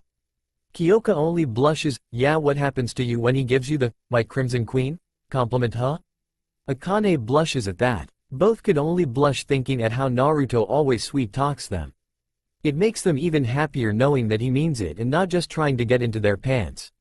Which they have yet to do but secretly wished they could. Back to Naruto. Sarutobi coughing, hoping to interrupt their little scene so he can get back to business, although inside he was very interested at what he saw between the two women. Well, Naruto, before I was interrupted, I was about to say my shoulder is fine. Also, now that you're here, I don't have to go out and find you, so I can tell you that here are your academy papers. Every Junin in the room shouted. Academy papers. Sarutobi cringed at their shouts. Yes, Naruto wanted to become enrolled into the ninja system for reasons I don't know. Now everyone get out. I need to talk to Naruto alone. Everyone starts to file out of the office with many of the Junins hoping to get him on their team. Before Anko and Kurenai file it, he instantly grabs both of their hands and says, I do hope we can meet again. Both Anko and Kurenai blush before Anko speaks up. You bet your fine handsome blonde ass we will, Naruto-kun. While Kurenai speaks up after. Oh yes, Naruto-kun, we should go get something out to eat together sometime. I still have to give you your jacket. Naruto only nods then chuckles, while they give him a wink and shut the door. Naruto looks back at Sarutobi and turns serious. We have to talk, Hokage-sama. Sarutobi looking at him seriously, knowing the way he addressed him meant business, and says, Alright my boy, what about? He says, it has to do with plans of me leaving this village. That's all for now. If you want to see next part, then please like this video and subscribe my channel. Thank you.